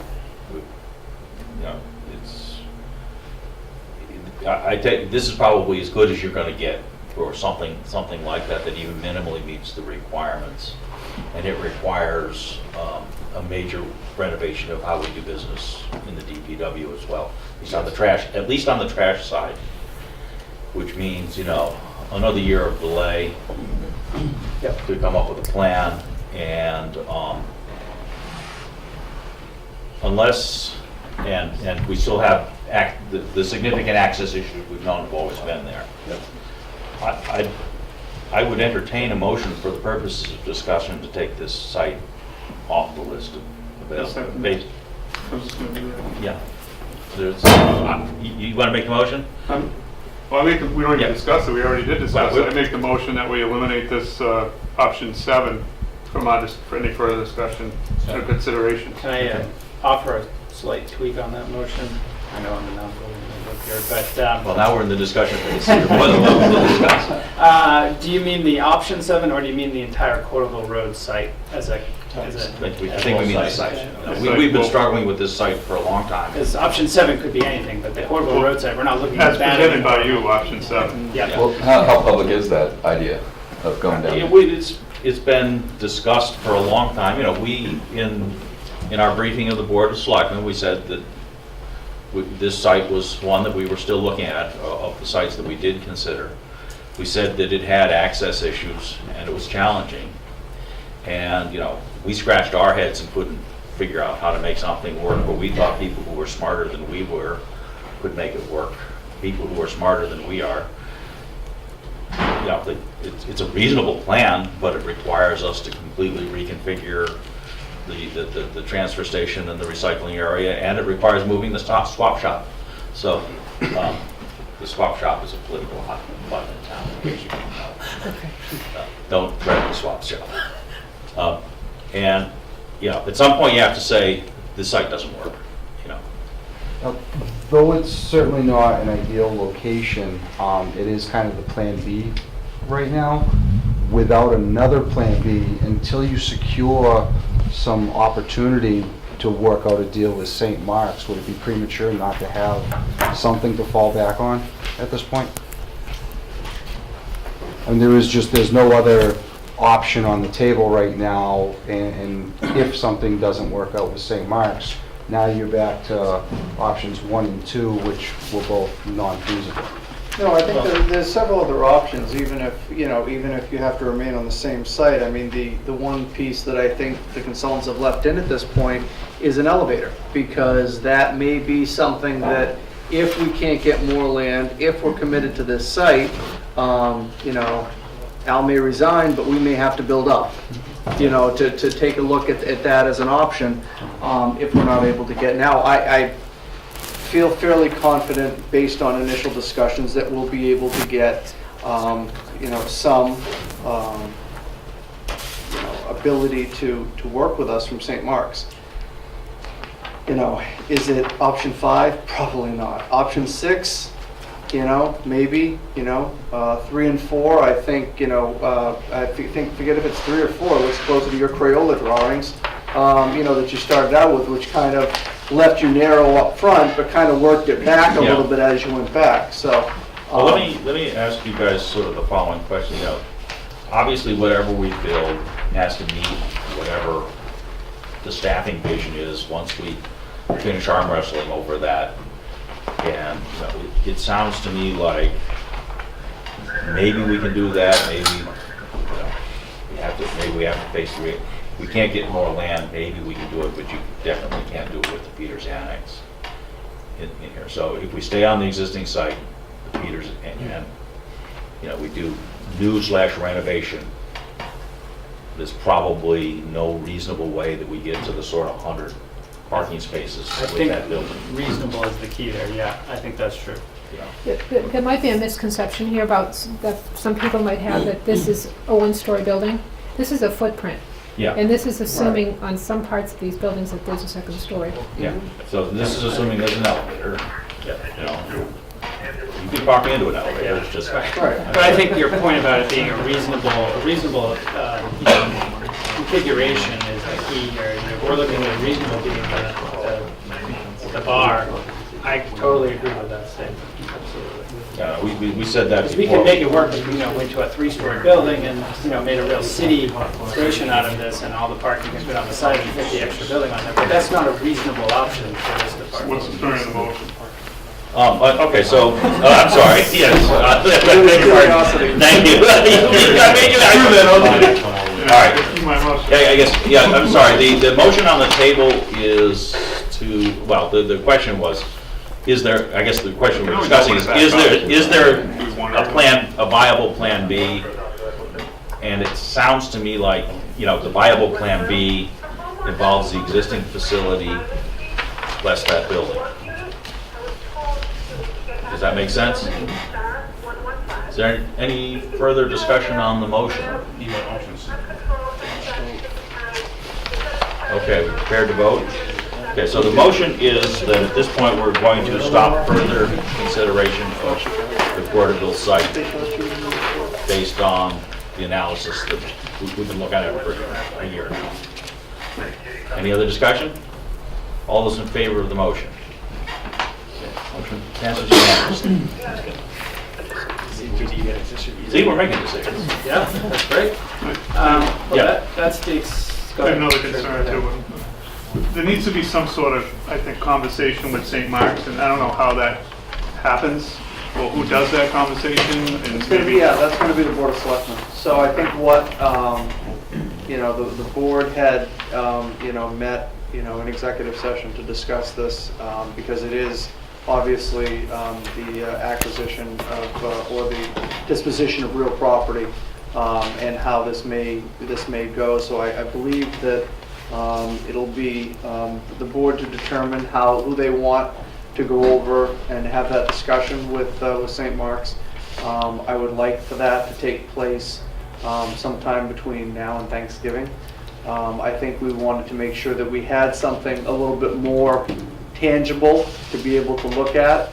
No disrespect to Al's initial thoughts and drawings and everything in that, but we have something a little more tangible to go over and have the discussion with. I don't want to ask for more than we need, and I don't want to have to go back and say, you know what, you were extremely generous in that, we need more.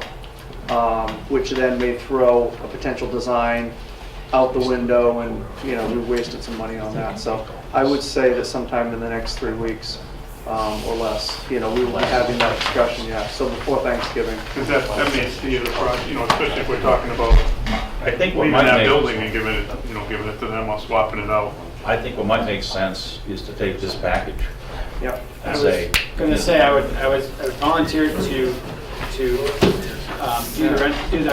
before you give the. We'll do a couple of things before. We need to make sure the comments from our discussion get plugged Yeah. into this, because I don't want to be too premature in that sense. And make sure that it gets, as much of the conversation that we just had plugged in.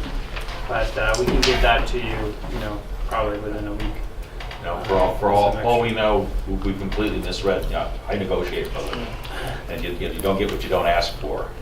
And, you know, for all we know, we've completely misread their visions of what's Well, once appropriate on they this see it on board. paper too. Well, it's and again, I'm not sure that you want to bring option one, I mean, you only want to bring the options that talk about what you may need Oh, yeah, and absolutely, yeah. everything in that, so I mean, you know. Well, I think you should be prepared to discuss challenges of the existing site, because this is a Oh, challenge. no, absolutely, but when it comes down to what you may or may not need, you know, what are there, you know, and this is where the committee, you know, the committee is really, you know, really likes, you know, option 6. They really would like that.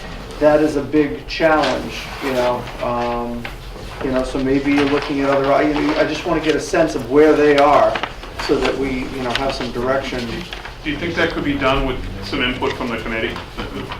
You know, we've kind of taken a look, we're well-versed in the subject matter. Well, we're going to have Is that another, going to be yeah. relayed to St. Mark's if they have questions Yeah. or, Sure. you know, through the selectmen? Yeah. It's going to be kind of awkward, I think. When's our next meeting, Joe? The week, the Monday before Thanksgiving. All right.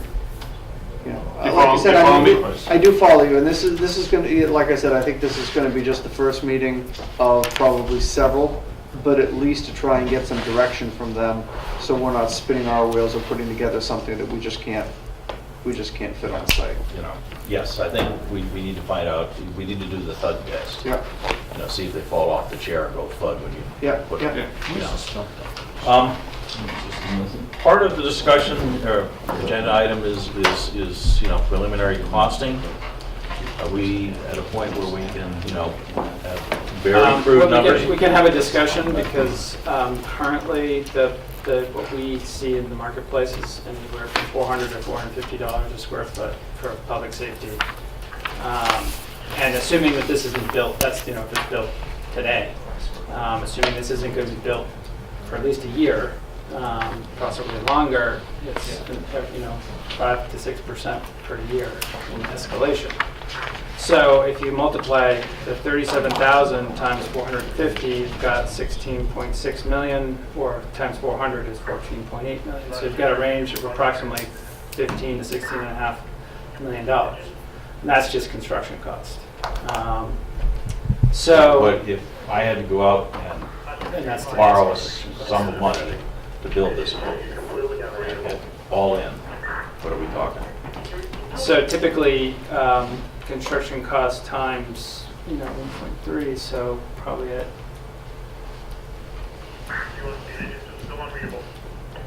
it's, you know, if you include the soft costs, it might be $21 million. Okay. But that's all new. But that's all new That's all building, new.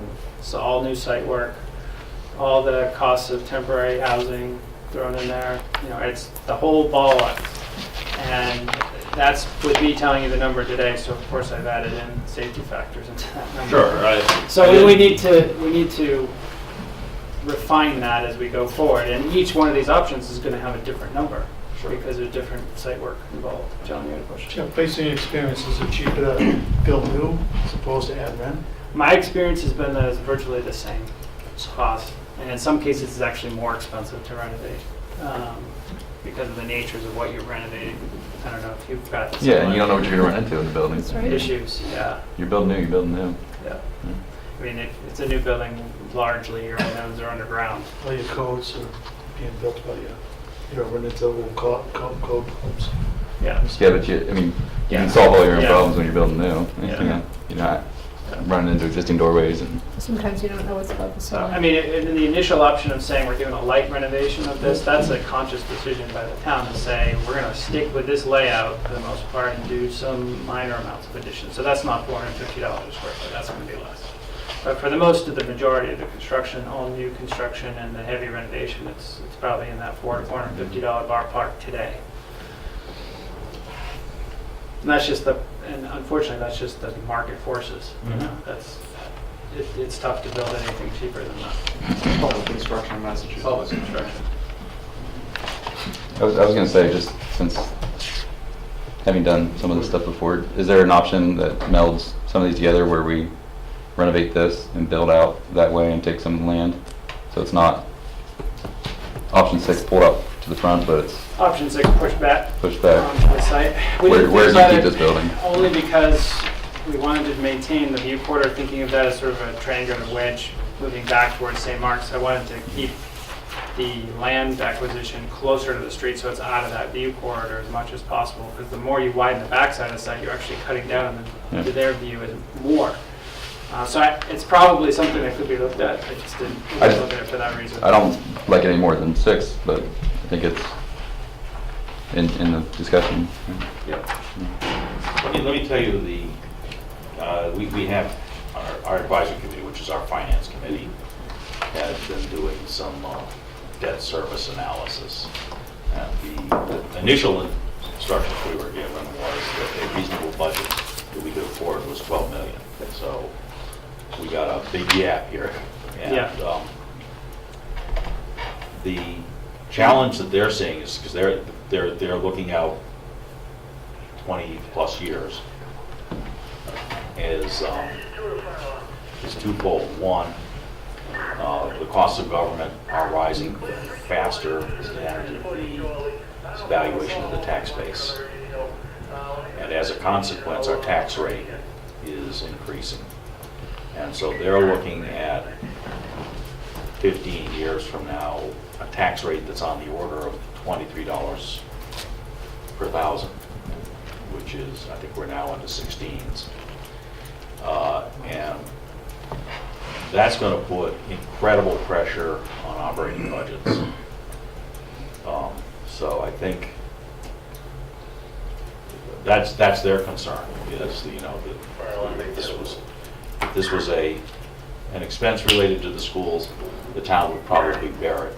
It's not, and so the dynamics are different. And so I think if we're in this number, I think it's going to be hard to find unanimity at the head table. I think you're going to hear minority reports, and I think it's going to be a difficult point to make. We got to get to 2/3 and 50% plus 1. So we've got a little work to do here. But remember, this has been studied 3 times in 15 years. Never made it to town meeting. Understood. So, Built it a few years ago. I mean, well, a few years ago we were going to build a police station, and this is, like I said, the one thing that my biggest concern for this committee is that, that the committee has the ability to do its work and to understand what the needs are and try to figure out how to best put those needs into, a new building, into a new facility, without being, overzealous or without getting, crossing that needs and wants line. But, again, you don't want to. I thought it was premature for advisory to put a number down without really a whole lot of analysis. I don't think that the committee should stunt their work. And basically, if you're looking at a $12 million number, we should stop now, because we don't know what we don't know what we need yet. no, we're good to continue. I think the challenge is that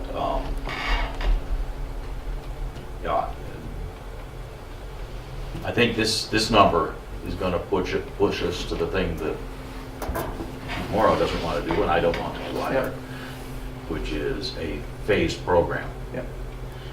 This challenge, I think, puts a lot of pressure on building just a police station. And, to get to 2/3, we need everybody at the head tables. We need the finance committee and the board of selectmen on board, and we need no organized opposition. And then you get to 2/3. And so that's kind of our challenge. I think we're going to have to do some pencil sharpening.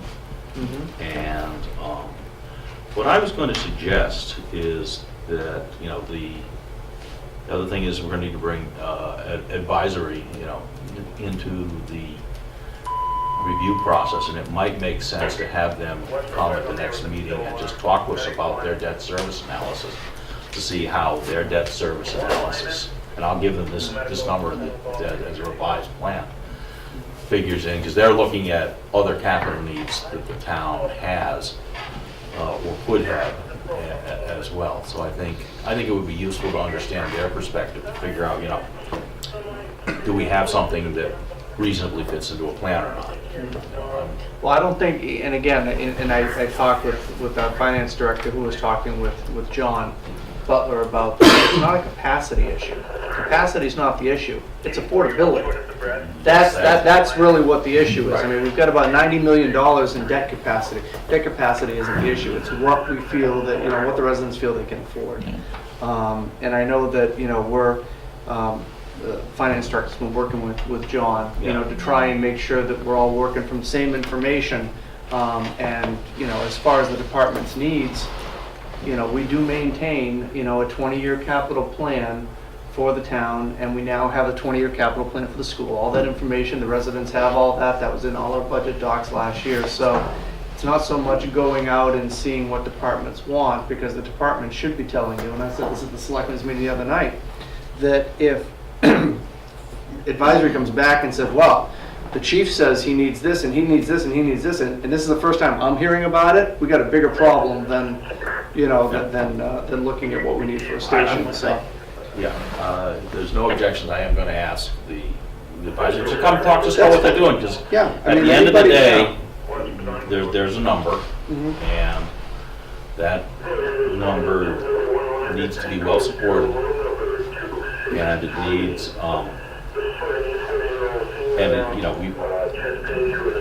we need a plan that, we can that can be sold and that we can afford. Sure, but at this point, if advisory comes, and everybody should come, we should put chairs all around the room, and people should come to these meetings, which is kind of why we've got cable here, but I think if advisory asks the question, so why, we're looking at this number and you're out here, why here?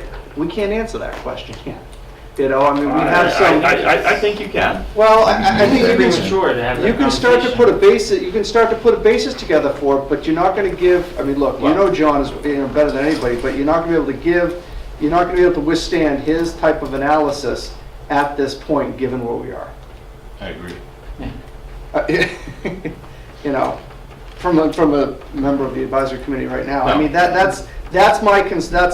What I'm trying to do is get this committee to be sensitized to the way they're looking at this project. Yep. And so, because they have a different take. Right. They're the town's finance committee. They report to town meeting. They're charged by state law to do exactly what they're doing right now. Sure. Which is, and I think that we ought to understand their perspective, because their perspective. Look, if advisory comes in and says there isn't a snowball's chance that we're ever going to sign off on $21 million, then we got a challenge. If they're saying, $21 million is affordable, that's a different subject. This is what it means. I don't think your first number can be a 2. All right, so that's.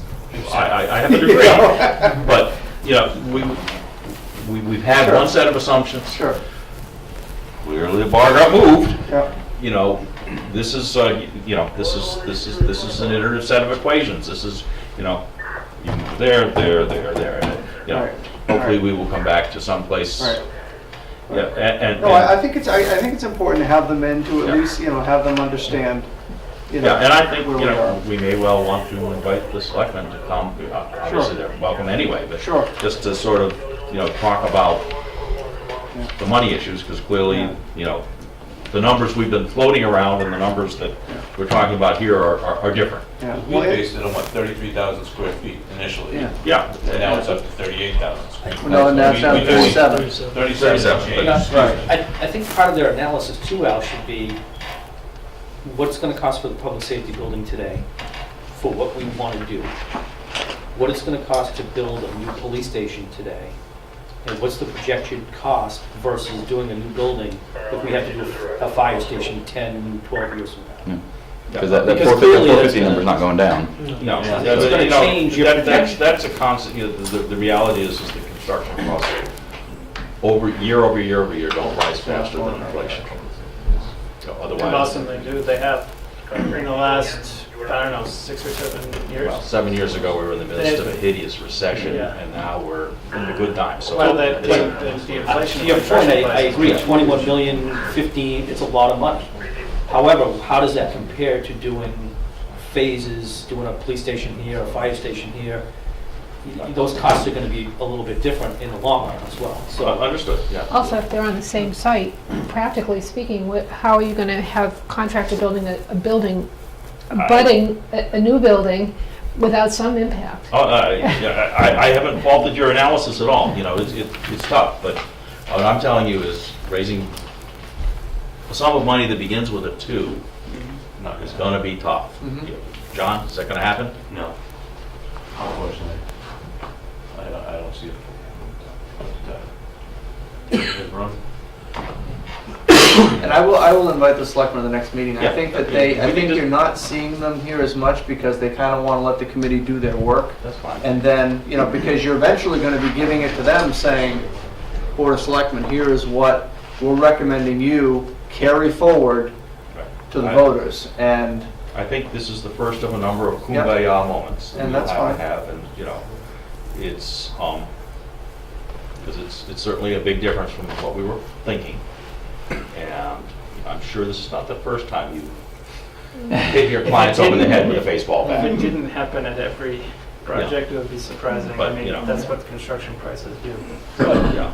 But we don't want to be like Troy and have to go back to town meeting 3 times for more money in 4 years as well. No. So, But you can start peeling square footage out now. I mean, yeah. Yeah, You want- so that's why I asked the tough question. you guys I are the already ones did that have that. to deal with that. And, so, okay, I mean, look, this is the hard part of the, sorry. Designing the building is the easy part. Am I wrong? It's the fun Yeah, part. yeah. Yeah, this is the hard part, this is the hard It's part. both hard. So, all right. Are we, That's my agenda, so turn it back over to you, unless there's other questions. What are we, So the next time we Feel meet, example. we'll have as we discussed, the next version of the space needs to look at, and we'll bring another revised set of site diagrams. At this point, we will not be including Portable Road. And what we'll be doing is going a little bit deeper so that things like the emergency generator and other things like that, the drainage, septic, have a little bit more thought put into them in terms of the sizes and scope of some of those things, as well as the grading implications, which I think on this site here, that those 3 elements are going to be pretty important budget drivers. So if we can find ways to make them work where we're not pumping things uphill, if we're not using structured underground drainage or systems, it would be better. Now, that may mean trade-offs in terms of, we might show you an A and a B version, which the B might mean you need more land to accommodate the drainage, and that may be a problem for other reasons, but at least we can present some of these issues and get some feedback. one possibility, just put out is a drainage easement into that area. Yeah, I mean, that's certainly an option, that we have a willing neighbor, absolutely. That might be I better think than. the parking needs might look at some revision too. They Yeah, I do kind of wanna- seem high to me. I want to talk to both of the chiefs about the space needs as well as parking and staffing, because I think that needs a little bit of private discussion before we go back to the group again, just to make sure we're all on the same page. I think another question that you might answer is whether there's any cost delta if we get rid of that building over there. If we're talking about a big number, then, the cost of not demolishing that building Right, yeah. versus, It's I it's think going I- to be a number, but it's probably not in the order of millions. it's But I probably think not. I think that comes into play in our discussion more if St. Mark's is not willing to Yeah. play ball in terms of the site. It certainly sounds like, if we had to demolish that building in order to do a massive grading project with retaining walls sort of to accommodate Right. parking needs, that kind of had, there's a dollar cost. Yeah, well, I mean, we may end up having to do the grading and retaining walls and all that regardless of what we do with the building. But in terms of just the building, it's not that hard to knock a building down. You're really talking about more of the cost being probably the cleanup internally before you knock it down. Yeah. What you gotta do. We don't want to know You can't- what you can't gets just down knock Can't it you down open up the anymore. old hole back there and just, No wrecking balls these days. If the building stays in place, you also have to provide parking and access for whoever's using that building, so you have to No one factor uses that that in. building ever. So essentially, the next meeting will be a revision of everything we've already shown you, and my intention is to provide high-level budget overviews for each option. Okay. So not line by line, but, Sure. this is expected soft costs, expected hard costs for building construction, expected site construction costs and contingencies, so that you have some better idea of the different budgets for each of the Sure. projects. Yeah, that'd be real helpful. Jeff, did you talk to them, did you ever do the requalification for construction in any projects? It's more common. Yeah, I've done them, for obviously smaller Yeah. projects, but yeah. Yeah, I mean, Yeah. it's probably something we get in later on. Yeah. I don't know that it'll change the price realistically. But typically, Why don't you describe what you just, what some of the stuff? It rules out the contractors that can't meet, the qualifications. yeah, to you bid on both essentially Right. ask the contractor to provide a qualification package before they provide a bid. And Okay. then you can pre-qualify ones that can meet the town's standards. You write standards that are in line with the AG's office. You can't be asking for too much over time, because at the end result would be nobody would bid on it, but. But you do that but with you- all your subs too, so Well, then. you can do two processes. Right, One so at then the GC generals level. know what they can pick for from their subcontractors, which Okay. ones are pre-qualified. Yeah, typically, we've seen the best process be GC pre-qualification, and then the subs bid it out without pre-qualifying them, but on the schools in particular, they do what you're saying. They do both. They do both. And it's just more time and labor intensive for the consultants, so you pay us to do that process for you, which, might be worthwhile depending on the cost of the project and who the people are out there. But that's why we've seen the GC process go faster, because there's less of them to pre-qualify. When you're pre-qualifying subs, it's every division, and it just takes a long time. That's what I've heard on the horror stories, talking to the chiefs. They're happy, with the architect and everything, but it came down to the subcontractors. I almost have a list in my office, Yeah. I'm a little baffled about this. Don't you hold the general contractor responsible for the subs? No file subbids. Yes, in general you do. I mean, the filed subbidders are essentially have an avenue with the owner direct, because they were essentially submitting the bids direct to the owner, but ultimately it's the Why would- GC. this is a mystery for, I don't know, is this, why would we be hiring the subs? You are hiring only one person, the general contractor, Yeah, that's contractually. We don't That's have a all. file sub bid. That's Yeah. probably as far as we need to go down that path. Okay, so if a sub doesn't perform, I hold the general contractor. Essentially. Absolutely. Yes. Now, that is very difficult in public construction. Yeah, I said it was. It's an understatement, but that can happen where you get GCs that are just, maybe not the most diligent. And this pre-qualification process can help weed some of that out. You do some reference checking, and you can knock people out of the process. And just by the mere fact that you are pre-qualifying, it does tend to dissuade some of those that may not be on the borderline from even pursuing the project, because they know they have an owner that's paying attention. It's an option we can talk about, but I don't think it really ultimately affects this stage of planning. Okay. I wanted to add that our consultants have been out here this past week. Our structural engineer was out here, and our MEP company were out here. They're working on the updates from the surveys that were done in 2007 report. Yeah. I spoke briefly to the MEP. They said they didn't see a lot of changes, but electrically they did, with the new generator and with the dispatch. Yeah, so we'll have some updates for you soon. That's it. Great. Is there a motion to adjourn? Then the next meeting is the Monday, the 23rd. Correct. Yeah. 6 o'clock, same place, same station. Same bad time. Yeah. All right. Is there a motion to adjourn? Motion to adjourn. All those in favor? Thank you very much. Thank you.